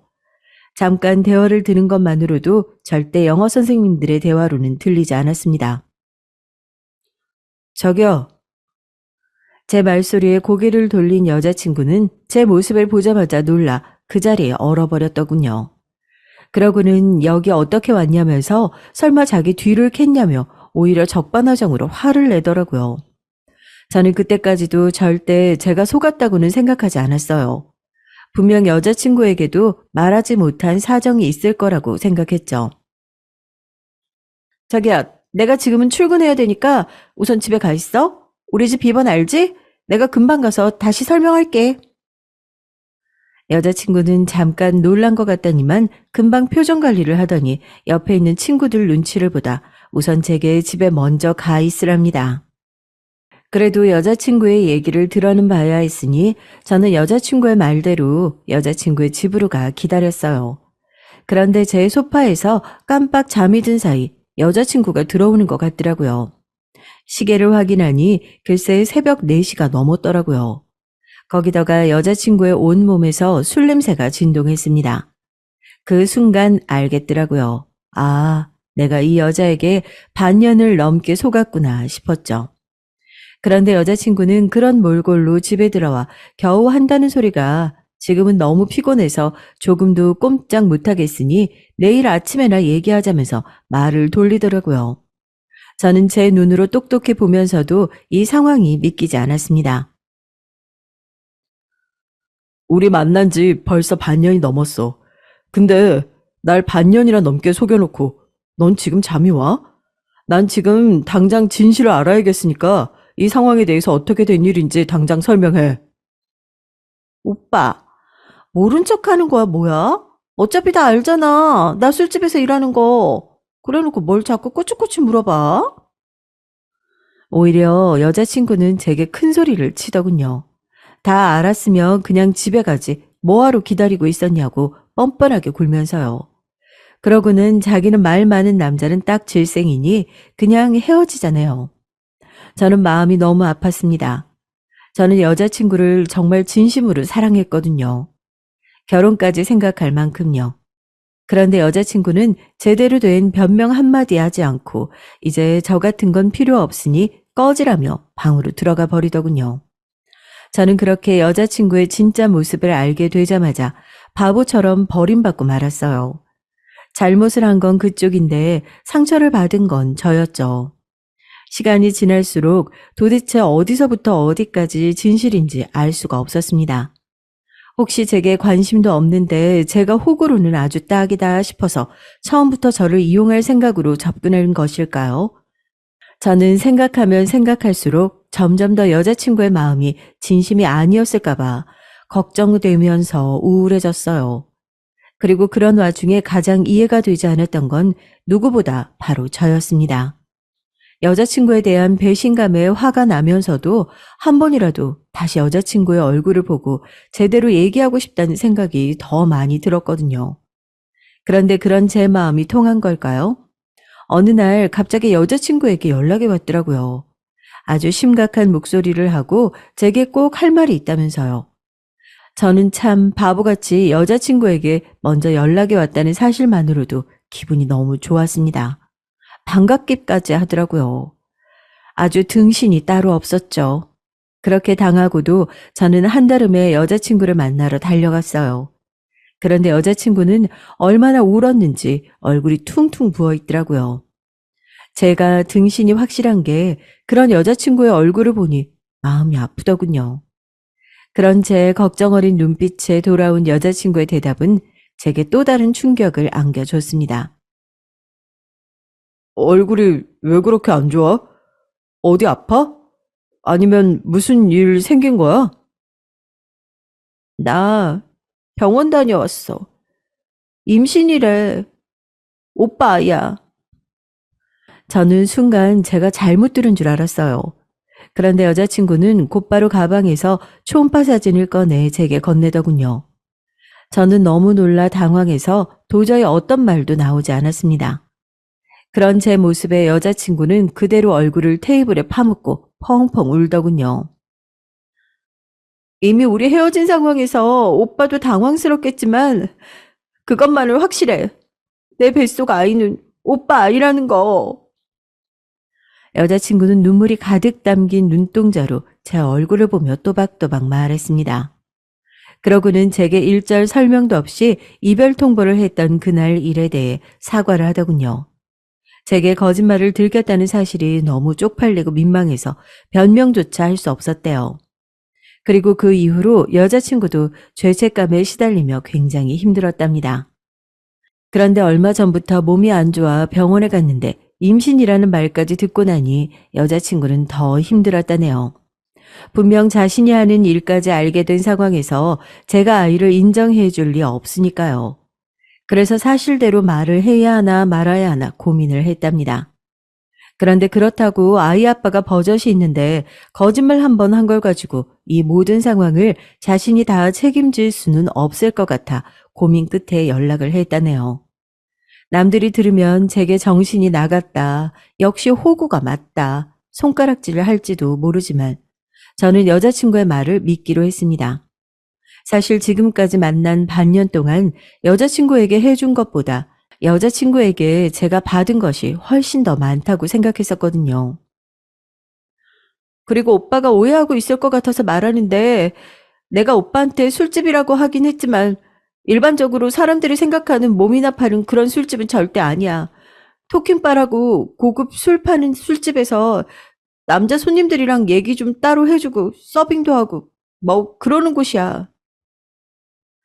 저는 사실 여자친구에게 이런 변명이라도 듣고 싶었는지 모르겠습니다. 오히려 여자친구의 얘기를 듣고 나니 마음이 편해지는 것 같았어요. 사람들이 모두 다 손가락질을 하고 욕을 한데도 상관없었습니다. 저는 여전히 제 여자친구를 사랑하고 있었거든요. 세상에 허물없는 사람이 어디 있나요?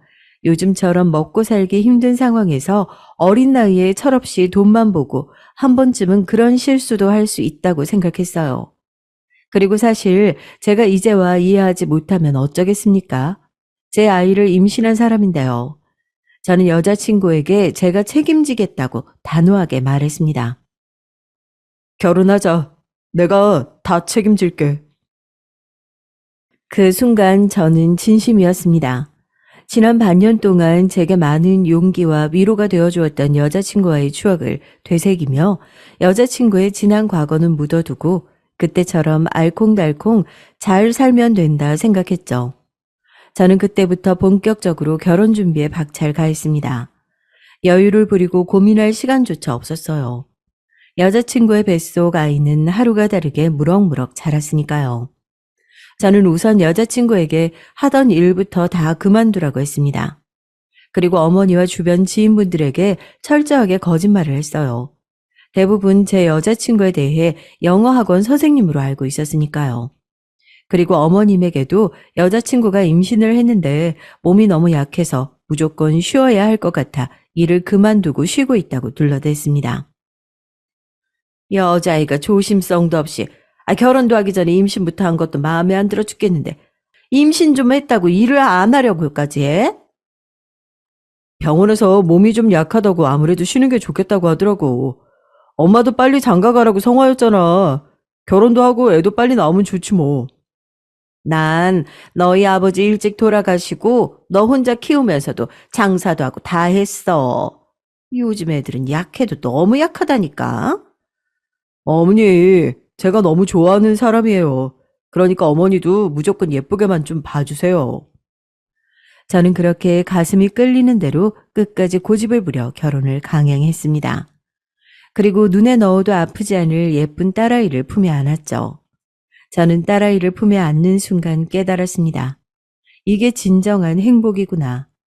내가 이 순간을 위해 지금까지 달려온 것이었구나 싶을 만큼 그 정도로 딸아이는 너무 사랑스러웠고 보고만 있어도 제 인생의 의미를 찾은 것만 같았어요. 그런데 저도 역시나 철이 없었나 봅니다. 결혼 생활을 너무도 만만하게 생각했어요. 주변의 다른 기혼자들이 말하듯 결혼은 현실인데 말이죠. 제 아내는 함께 살면 살수록 결혼 생활에 적합한 사람이 아니었습니다. 아이를 키우는 데 있어서도 부족함이 많은 사람이었고요. 다른 걸 떠나서 제가 가장 참아주기 힘들었던 건 바로 경제적인 부분이었습니다. 지금까지 정상적인 직장 생활이라고는 해본 적이 없었고 남자들 옆에 앉아 웃고 떠들며 큰 돈을 쉽게 쉽게 벌어만 봐서 그런지 돈에 대한 개념이 아예 없더라고요. 오빠, 이 동네에서 국산차 타는 사람 나밖에 없어. 그리고 이거 옛날에 오빠가 타던 차라 오래되기도 했잖아. 이참에 나 외제차 한 대만 뽑아주면 안 돼? 오래되기는 이제 5년밖에 안 탔는데 내 차도 뽑은 지 얼마 안 돼서 새 차 뽑기는 아직 무리고 2, 3년만 더 타다가 그때 생각해보자. 아이를 낳고 나자 아내가 아무래도 아이를 데리고 다니기 힘들다며 차가 한 대 있었으면 좋겠다고 해서 제가 타던 차를 주고 저는 출퇴근용으로 작은 경차를 한 대 샀습니다. 저로서는 아내가 아이를 데리고 다니는 경우가 더 많으니 경차보다는 큰 차가 나을 것 같아서 제 차를 준 거였어요. 그런데 아내는 제 차가 국산차에 연식도 오래됐다면서 창피하다고 매일 툴툴거렸습니다. 저는 사실 남자치고는 차에 대해서 별로 관심이 없는 편이었거든요. 아무리 그래도 회사 내에서 제 연차에 경차를 끌고 출근하는 사람은 없었죠. 저로서도 쉽지 않은 결정이었습니다. 저희 항공사에 근무하는 제 직장 동료들 대부분은 외제차를 끌고 다녔으니까요. 그런 상황에서 저라고 경차 끌고 다니고 싶었겠어요? 그런데 지금 우리 집 사정에 사실 차 2대 굴리는 것도 쉬운 건 아니었습니다. 결혼하면서 아내가 이제 아이도 생길 테니 집은 무조건 아파트에 살고 싶다고 해서 저는 영혼까지 끌어모아 대출을 받아 공항에서 멀지 않은 신혼집을 샀어요. 그때도 사실 아내가 살고 싶다던 브랜드의 아파트가 따로 있었지만 거기까지는 제 연봉으로는 아무래도 무리라 지금 이사 온 아파트도 간신히 들어올 수 있었죠. 물론 대부분이 은행 대출로 살 수 있었지만 그래도 제 명의로 된 아파트라도 하나 생기고 나니 제가 진짜 가장이 된 것 같기도 하더라고요. 그러다 보니 혼자 벌어 대출 이자에 생활비에 숨만 쉬어도 나가는 돈이 어마어마했습니다. 저는 아이와 셋이 어떻게든 살아보려 허리띠를 졸라보려고 했지만 아내 생각은 좀 달랐어요. 아내는 아가씨 때 쓰던 습관이 있어서 그런지 굉장히 손이 컸습니다. 아이 물건을 사도 무조건 제일 좋은 상품을 써야 한다고 했고 아이 옷이나 유모차, 사소한 로션 하나까지 다 백화점에서 샀어요. 그렇게 아이를 돌까지 키우고 나니 글쎄 1년 만에 아내는 백화점 VIP가 되어 있더라고요. 물론 아이를 위해서 산 거라고 하니 제가 쪼잔하게 일일이 따질 순 없었지만 그래도 매달 백화점에서 날아오는 VIP 주차권을 볼 때마다 마음 한구석이 뭔가 쎄하니 뻥 하고 뚫린 듯 허전했습니다. 문제는 그뿐만이 아니었어요. 오빠, 이번 달 수당이 이거밖에 안 나왔어? 비행을 그렇게 나갔는데 생각보다 별로 안 들어왔나 봐. 그래도 우리 항공사에선 내가 많이 받는 편이야. 왜? 또 생활비가 부족해서 그래? 내년에는 애 어린이집도 보내야 하고 새로 책도 좀 사려고 했는데 이래서 동네에서 좀 괜찮다는 어린이집에 보낼 수 있을까 싶네. 지금 내가 버는 월급의 70%는 당신한테 생활비로 주고 있는데 그것도 부족하다고 하면 어떡해. 나는 당신 주고 남은 돈 대출 이자에다가 적금도 들어가고 심지어 거기서 남는 거 가지고 용돈도 쓰고 있어. 오빠, 진짜 쪼잔하게 왜 이래? 지금 나더러 돈 많이 쓴다고 구박하는 거야?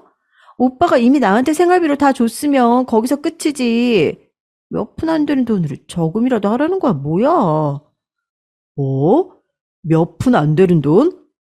난 그 정도면 생활비도 하고 너 하고 싶은 거 배우고 싶은 거 하라고 다 준 거야. 네가 이렇게 개념 없이 흥청망청 다 쓰는 여자인 줄 알았으면 애초에 그만큼 주지도 않았어. 저는 지난 아내의 모든 과거를 제가 모두 떠안고 아내의 든든한 보호자가 되어주기로 마음먹은 이상 아내를 위해서라면 뭐든 해주고 싶었어요. 아내가 배우고 싶은 게 있다면 뭐든지 하게 해주고 싶었어요. 대학에 가고 싶다고 한다면 보내주겠다고까지 했죠. 그런데 아내는 매일 쇼핑이나 하고 다녔지 특별히 자기를 위해 뭔가 하려고 하는 것 같지 않았습니다. 그래서 저는 제가 나서서 평소 아내가 하고 싶다던 영어 학원을 알아봐서 등록을 해줬어요. 그런데 그것도 제 상황에 못 이겨 억지로 몇 번 가는 것 같더니만 기껏 비싼 돈 주고 영어 학원을 등록해 놓고 언제부터 아예 가질 않는 것 같더라고요. 매일 영어학원 노래를 부르길래 기껏 여기저기 알아봐서 괜찮다는데 등록해줬더니만 매일 뭐 하느라 안 가는 거야? 그게 애 어린이집 데려다 주고 집에 오면 너무 피곤해서 꼼짝도 하기 싫은 걸 어떡해? 거기다가 숙제도 많고 시험까지 보는데 매일 애 보느라 지쳐서 공부할 시간도 없단 말이야. 아내도 애 보느라 힘들 텐데 왜 그렇게 공부까지 하라고 성화냐고요? 모르시는 분들은 그렇게 생각하실 수 있습니다. 그런데 평소 아내 하는 행동을 보면 누구나 저처럼 생각했을 거예요. 아내는 사실 집에서 하는 일이 없었습니다. 제가 직업 특성상 집을 비우는 날이 종종 있다 보니 아내는 매일 혼자서 애를 본다며 힘들다고 했어요. 그래서 아이가 어린이집에 다녀오면 돌봐줄 수 있는 시터도 있었고 이틀에 한 번 청소와 식사 준비를 해주는 이모님도 불렀습니다. 주말에 아내가 외출하면 항상 저희 어머니께서 딸아이를 데려가 봐주시기까지 했죠. 그래도 어쨌든 제가 집을 자주 비우다 보니 비행이 없는 날은 항상 제가 딸아이를 돌봤어요. 그동안 아내는 보통 친구들을 만나러 나갔죠. 그런데 항상 친구들을 만나고 술 한 잔 마시고 오면 아내는 뭐가 그렇게 불만이 많은지 항상 제게 하소연을 했습니다. 애들은 좋겠더라. 자기가 번 돈 펑펑 써가면서 매일 여행도 가고 사고 싶은 것도 다 사고 나도 놀고 싶다. 그래도 자기는 예쁜 딸도 있고 나처럼 든든한 남편도 있잖아. 뭐든 내가 다 도와줄 테니까 하고 싶은 거 있으면 언제든지 말해. 알았지? 나도 몇 년 더 돈 벌었으면 지금보다 나았을 텐데. 아, 하필이면 그때 애가 생겨가지고, 아유, 진짜. 내 팔자는 왜 이 모양인지 몰라. 여보, 아무리 그래도 애가 있는 데서 그런 소리를 하면 어떡해. 그리고 자기 팔자가 어때서? 그래도 애 봐주는 이모에 집안일을 해주시는 분까지 계신데 다른 엄마들보다 훨씬 낫지. 그러니까 그 엄마라는 역할이 너무 싫다고. 나 봐봐. 어디가 아줌마 같아. 내가 너무 아까워. 아까워서 죽겠어. 집에서 애만 키우기엔 내가 너무 아깝다고. 알지. 자기가 어딜 봐서 아줌마야. 완전 잘 나가는 아가씨지. 지금은 좀 힘들어도 우리한테는 예쁜 아름이가 있잖아. 지금 아름이 얼른 키워놓고 나중에 나랑 매일 연애하는 것처럼 그렇게 살자. 응? 몰라. 그때 그냥 애를 지웠어야 됐어.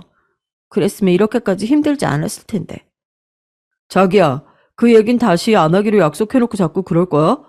내가 당신이 하고 싶은 것 뭐든 다 해줄 테니까 제발 우리 아름이 나온 거 후회한다는 말만 좀 하지 마. 그런데 역시나 제 노력만으로는 결혼 생활을 유지하기는 쉽지 않았습니다. 저는 딸아이가 자랄수록 제 인생에 딸아이의 존재가 점점 더 커졌어요. 제게 가장 소중한 존재가 됐습니다. 매일 툴툴거리고 뭘 해줘도 만족하지 못하는 아내보다 말이죠. 저는 점점 더 아내에게 실망하게 됐죠. 이렇게 말하면 안 되지만 아무리 봐도 아내는 아이를 사랑하는 것 같지 않았습니다. 아이가 어릴 때 울고 보채는 거야 당연한 건데도 아내는 언제나 아이에게 짜증을 내고 소리를 질렀어요. 문제는 그뿐만이 아니었습니다.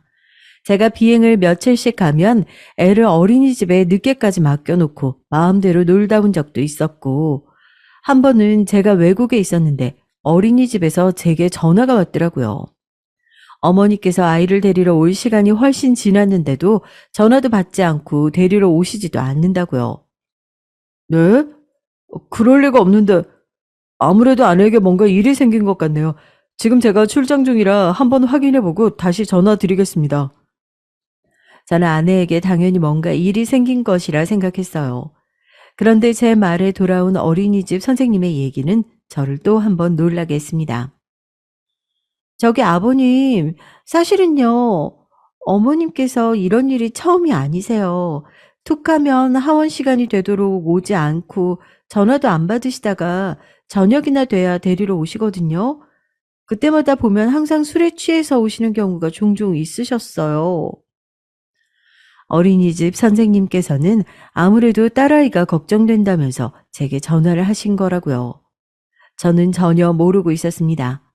주말에 가끔 제가 비행이 있어서 나가면 아내가 저희 어머니에게 아이를 맡기고 친구들을 만나 술을 마시고 들어와 어머니와 대판을 했다는 얘기는 익히 들어서 알고 있었지만 평일에 그것도 아이를 어린이집에 맡겨놓고 시도 때도 없이 술을 마시고 다닐 거라고는 생각지도 못했죠.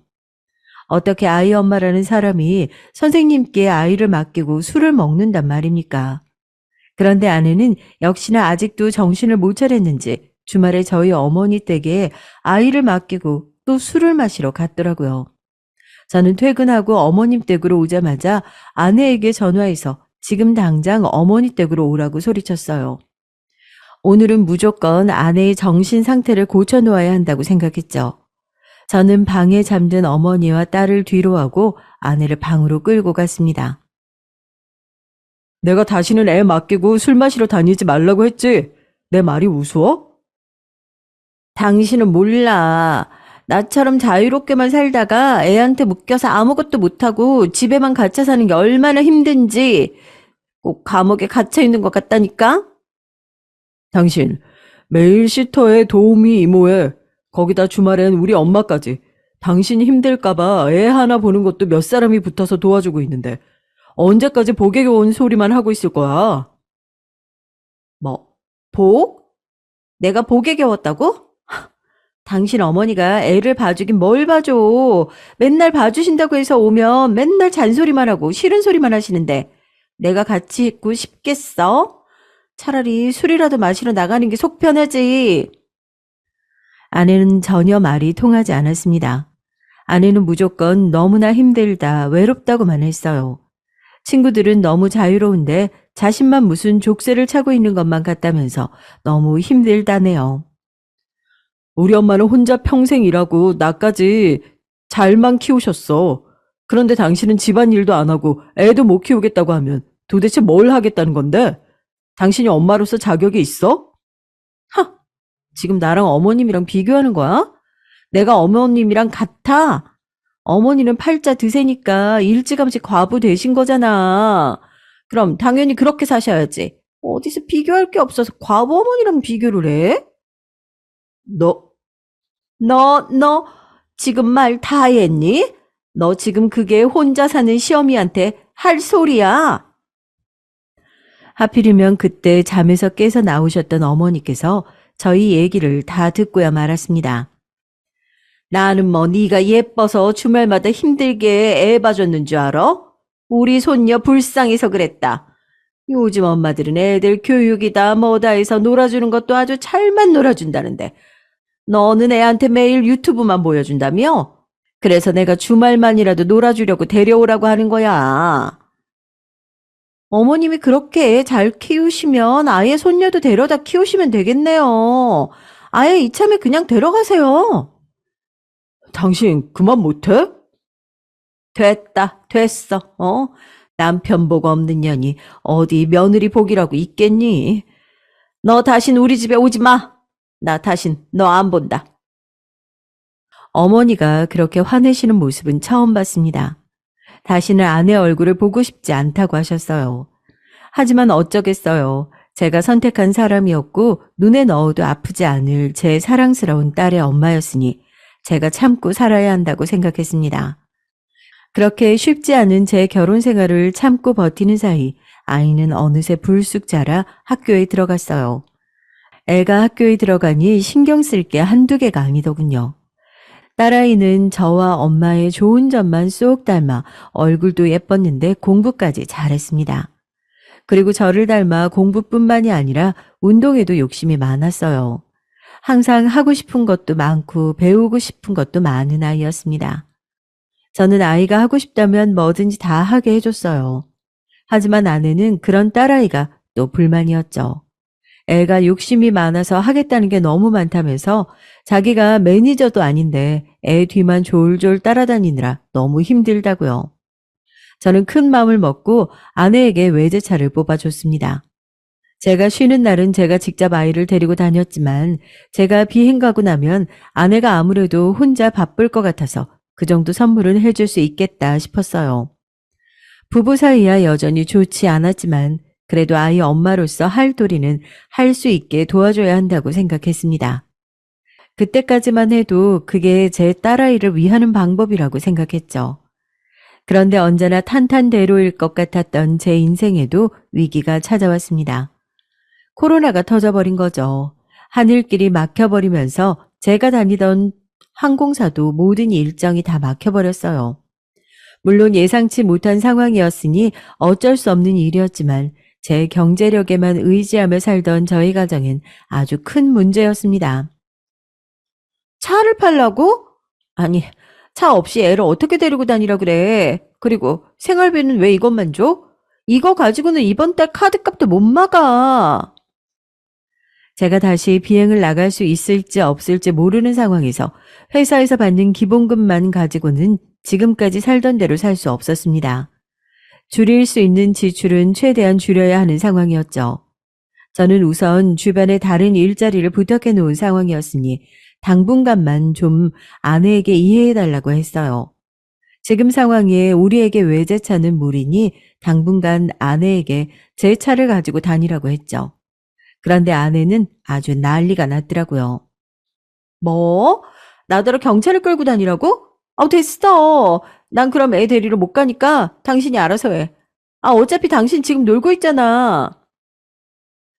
노는 게 아니라 하루라도 빨리 다른 일이라도 구해서 먹고 살아야 할 거 아니야. 다시 비행 나가기 전까지는 상황이 상황이니까 당신도 고집 그만 부리고 이번만큼은 내 말대로 해줘. 남편이 항공사 다닌다고 다들 부러워할 땐 언제고? 코로나 터지니까 아주 남편 어떻게 됐냐고 일은 나가냐고 궁금해 다들 아주 난리야. 내가 쪽팔려서 동네를 다닐 수가 없어. 그게 왜 쪽팔릴 일이야? 사람 일이 어디 그렇게 다 마음대로 돼? 살다 보면 이럴 때도 있고 저럴 때도 있는 거지. 이럴 때일수록 가족이 다 같이 힘을 합쳐야지. 웃겨. 그럴 때만 가족이 다 같이 힘을 합쳐야 하는 거니?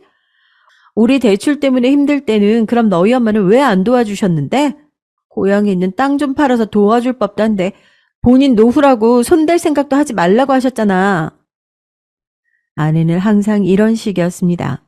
무슨 말만 하면 저희 어머니를 물고 늘어졌죠. 이제는 놀랍지도 않았어요. 원래 그런 사람이라고 생각하는 편이 나았으니까요. 그리고 이제는 예전에 연애할 때의 아내 모습은 아예 생각도 나질 않았습니다. 그때는 언제나 제 편이었고 저를 위해서 위로해 주었던 사람이었거든요. 정말 그때와 같은 사람인지 믿어지지 않았습니다. 그런데 그런 고민을 할 새도 없이 저는 가장이었으니 어떻게든 살아야 했어요.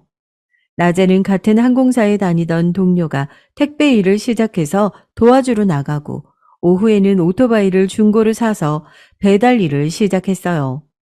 저도 태어나 처음 겪는 일들에 매일매일이 쉽지 않았습니다. 다시 사회 초년생으로 돌아간 것만 같았어요. 하루 종일 사람들에게 시달리고 몸은 몸대로 고되게 일했지만 버는 돈은 그 전의 절반밖에 되지 않았습니다. 저는 통장에 남은 잔액을 볼 때마다 한숨이 절로 나왔어요. 그런데 그날 밤 제가 온몸이 땀에 절어 집에 들어갔더니 딸아이가 그때까지도 안 자고 저를 기다리고 있더라고요. 그러고는 제게 다가와 꼭 안아주더라고요. 아빠, 나 아빠 닮아서 머리 좋은 거 알지? 혼자서도 충분히 공부할 수 있어. 그러니까 학원 안 다녀도 돼. 그러니까 아빠 항공사 그만두지 말고 버텨. 분명 금방 아빠가 좋아하는 비행기 운전 다시 할 수 있을 거야.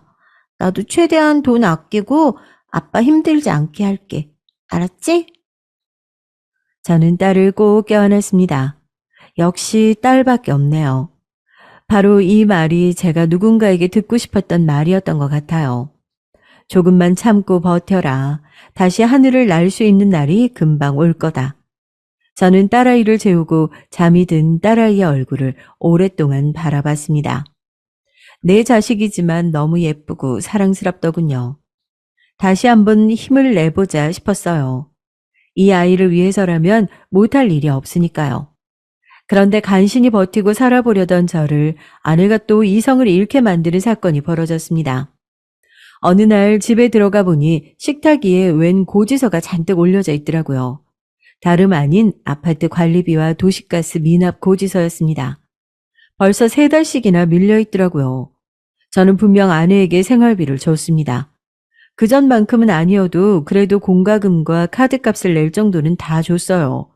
그런데 3달이나 미납이 되었다는 사실을 이해할 수 없었습니다. 저는 곧바로 아내를 불러 물었습니다. 이게 뭐냐고요. 그런데 아내에게서 돌아온 대답은 이 여자가 정말 나를 시험하나라는 생각이 들 정도로 화가 났어요. 사실은 내가 몇 달 전에 백화점에 예약해 놓은 신상 가방이 하나 있었거든. 딱 우리나라에 5개만 들어온 건데 그게 하필이면 몇 달 전에 딱 들어왔다는 거야. 그래서 샀지. 그걸 생활비로 샀다는 거야? 내가 공과금 내라고 준 생활비를 가지고?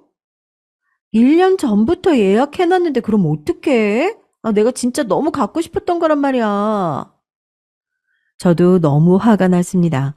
제가 지금까지 한 번도 말은 하지 않았지만 제 아내의 드레스룸에는 셀 수도 없을 만큼의 많은 명품이 있었어요. 물론 결혼 전에 본인이 토킹바인지 뭔지 아는 술집에서 일해서 번 돈으로 산 것들도 많았고 제가 지금까지 사준 것도 엄청 많았죠.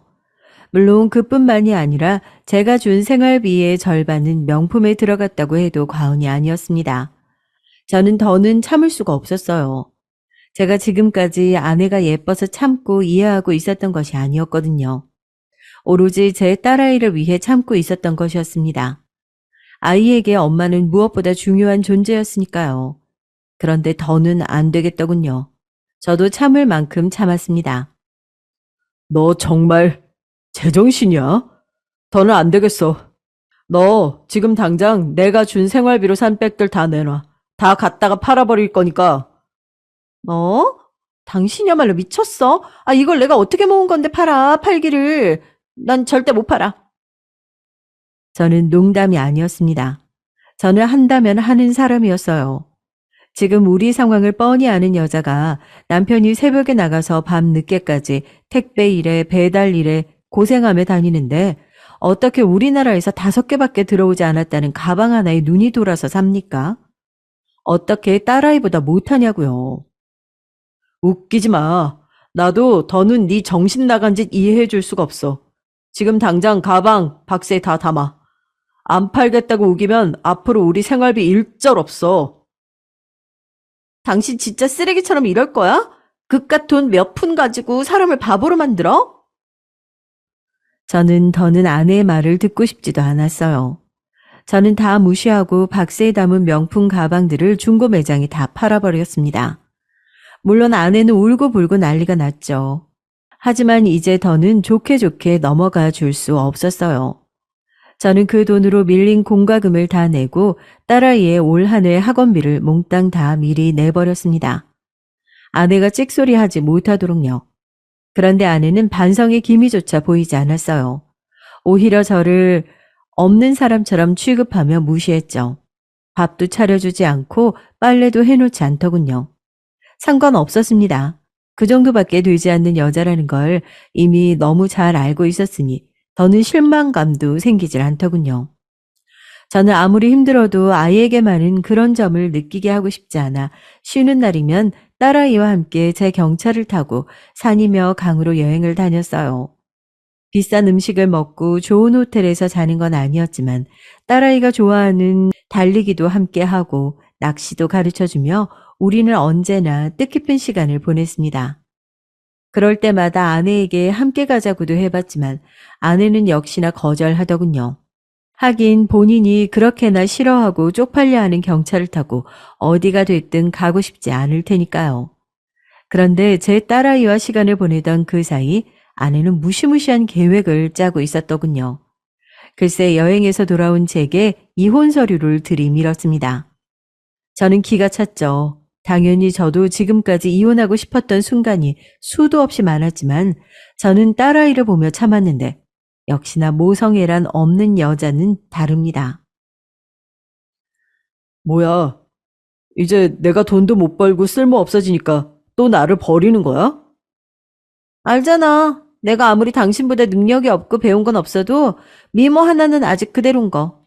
안 그래도 당신 지금까지 고지식해서 너무 재미없었는데 당신이 나라면 죽는 신용이라도 하고 돈도 잘 써서 참고 살았거든? 근데 이제 돈도 안 줘. 거기다가 감히 내 가방이 손까지 대는데 나도 더는 같이 못 살아. 그 순간 어젯밤 여행지에서 딸아이가 한 말이 떠오르더군요. 제게 엄마와 이혼하고 싶으면 이혼하라던 딸의 말이요. 저는 어떻게 딸이 그런 말을 하냐. 엄마가 아무리 철이 없어도 엄마인데 그러면 안 되는 거다. 딸을 혼냈지만 딸은 진심으로 제 걱정이 돼서 하는 말이래요. 딸이 우연히 엄마 휴대폰을 봤는데 엄마가 친구들을 만날 때마다 아가씨인 척 클럽에도 가고 술도 먹는 것 같다면서 제가 불쌍하다고 하더라고요. 저는 정말이지 제 아내가 싫었습니다. 뭐든 나쁜 짓을 하려면 걸리지 말아야 하는데 멍청하기까지 한 게 제 아내는 언제나 들키고 말았죠. 제게 들키는 거야 이제는 어쩔 수 없다지만 제 딸아이에게 들켰다는 사실에 저는 더 할 말이 없었어요. 좋아. 나도 당신이 먼저 말해주니까 좋네. 그러자. 우리 이혼해. 당신은 당신 살고 싶은 대로 살아. 내가 우리 아름이 키우면서 잘 살게. 뭐? 아름이를 당신이 키운다고? 왜?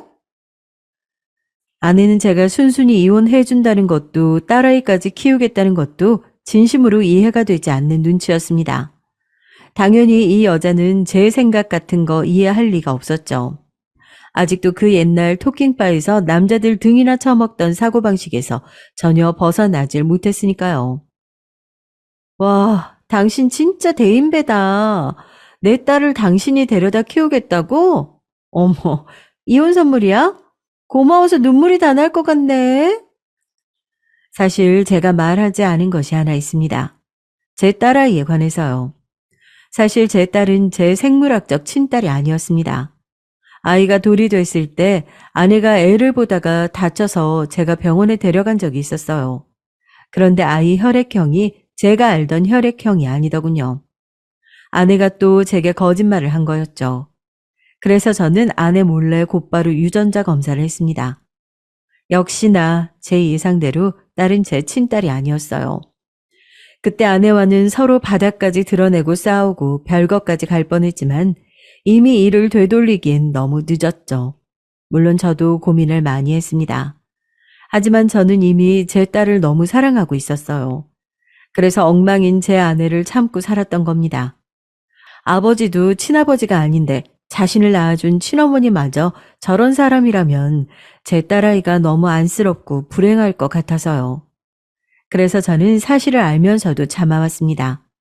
하지만 이제는 딸아이마저 알아버리고 말았죠. 자신을 낳아준 엄마라는 사람이 제정신이 아니라 엉망이라는 사실을 말이죠.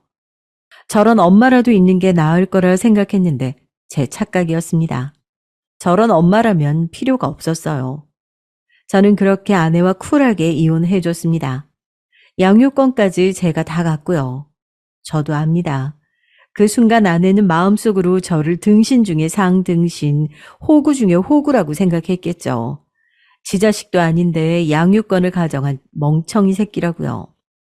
상관없었습니다. 그 여자에게 받은 것 중 가장 큰 선물이 바로 제 딸이었으니까요. 저와 딸 아이는 이혼 후에도 행복하게 살았습니다. 이혼하고 지난 3년 동안 딸아이는 역시나 제 예상대로 어느 것 하나 부족한 거 없이 바르고 사랑스러운 아이로 자랐어요. 중학교에 들어가서는 내내 전교 1등을 놓치지 않았고 운동까지 잘해서 친구들에게 인기도 아주 많았습니다. 주말이면 매일 친구들을 초대해서 저와 함께 영화도 보고 집에서 파자마 파티를 열기도 했어요. 저는 여전히 배달 일과 택배 일을 병행하고 있었죠. 이제 슬슬 하늘길이 열리고 있다는 좋은 소식도 있어서 항공사에서는 복직 얘기도 나오고 있었습니다. 그러던 어느 날이었습니다. 제가 아파트로 치킨 배달을 나갔는데 아주 익숙한 여자가 문을 열고 나오더군요. 네, 바로 제 전 아내였습니다. 저는 요즘 너무 행복해서 그런지 아내 얼굴을 보고도 별 느낌이 없었어요.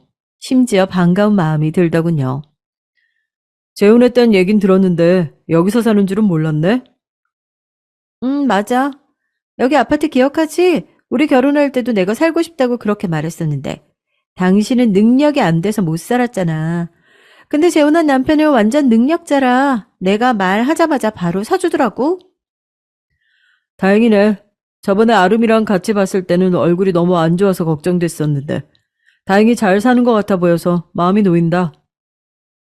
몇 개월 전 아이의 접견일이라 아이를 아내에게 데려다 줬었는데 갑자기 제게도 저녁을 먹고 가라고 해서 오랜만에 함께 저녁도 먹고 와인도 한잔 했었어요. 그런데 그날은 내내 남자친구와 싸웠다면서 제게 하소연하길래 금방 헤어지겠구나 싶었는데 재혼까지 했으니 다행이다 싶었습니다. 그때였습니다. 현관에서 인기척이 나니 집안에 있던 아내의 재혼남이 나오더라고요. 아, 전 남편분 처음 뵙겠습니다. 안 그래도 한번 뵙고 싶었는데 딸아이를 혼자 키우신다고요? 대단하십니다. 사실은 저희도 아이가 생겼어요. 그래서 바쁘게 식부터 올리느라 전 남편분과 딸아이에게도 인사하고 싶었는데 기회가 아직 없었네요. 딸아이에게 동생이 생겼다고 꼭 전해주세요. 한번 놀러 오라고요. 아, 아이가 생겼구나. 그렇군요. 아, 축하합니다. 저는 그래도 아내가 자신이 원하는 대로 좋은 집에서 잘 사는 것 같아 응원하며 돌아서려고 했는데, 그런데 그 순간 아내가 또 저를 도발하더군요. 당신도 나처럼 좀 잘 살아. 아직도 배달이라 하면 어떡해? 그래서 내 딸내미 나중에 대학이라도 보내겠어? 저는 아내의 멍청함에 혀를 내둘렀습니다. 역시 아직도 뭘 모르더군요. 자신이 건드려서 좋을 상황이 아니라는 걸 아직도 판단하지 못하는 것 같았어요. 저는 정말 좋게 돌아설 생각이었습니다. 그런데 순간 그런 생각이 들더라고요. 또 저 같은 피해자를 만들어서는 안 되겠다. 저는 그대로 아내의 재혼남에게 다가가 귓속말을 소곤거렸습니다. 그런데 재혼남이 저와는 달리 꽤 성질이 있더군요. 제 말을 듣자마자 대번에 아내의 뺨을 세게 내리쳤습니다. 너, 너, 네가 감히 나를 속여? 이런 천박한, 지금 당장 내 집에서 나가!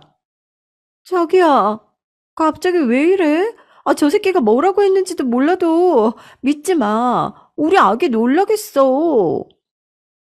우리 아기? 이 애가 내 애가 맞기는 해? 뭐? 아, 그게 무슨 소리야? 당연히 당신 애지. 야, 너 지금 뭐라고 한 거야? 뒤에서 아내의 찢어질 듯한 목소리가 들렸지만 저는 그대로 엘리베이터를 타버렸어요. 더는 할 말이 없었거든요. 제가 재혼남에게 뭐라고 했냐고요? 지난 접견일 날 와인 한잔 한다더니 제게 외롭다고 들이대길래 같이 잤어요. 아마 그날이 며칠이었더라? 뭐, 뭐라고, 당신 지금 뭐라고 했어?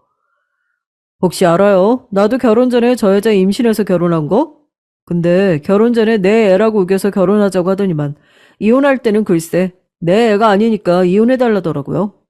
암튼 조심해요. 아이 태어나면 유전자 검사는 꼭 하시고요. 정말 이혼한 아내와 같이 밤을 보냈냐고요? 그럴 리가요. 제가 미쳤다고 그 여자랑 그랬겠어요. 저는 그날 10시도 안 돼서 딸아이와 집으로 돌아왔습니다. 그런데 재혼남에게 왜 그런 소리를 했냐고요? 저도 한 번은 꼭 아내에게 거짓말을 해보고 싶었습니다. 인생이 통째로 뒤흔들릴 만큼의 커다란 거짓말을요. 마침 좋은 기회라 놓칠 수가 없었어요. 지금까지도 제가 당한 거에 비하면 이 정도는 사실 거짓말도 아니었죠. 아마 앞으로 뱃속 아이가 태어날 때까지 제 안에는 피가 바짝바짝 마를 겁니다. 그리고 아이가 태어나 재혼남의 아이임이 사실대로 밝혀지더라도 행복하게만은 살 수 없겠죠. 재혼남은 평생 아내를 의심하며 살 테니까요. 오늘은 날씨도 좋고 속이 다 개운하네요. 가는 길에 치킨 한 마리 사서 딸아이와 사이좋게 나눠 먹어야겠습니다.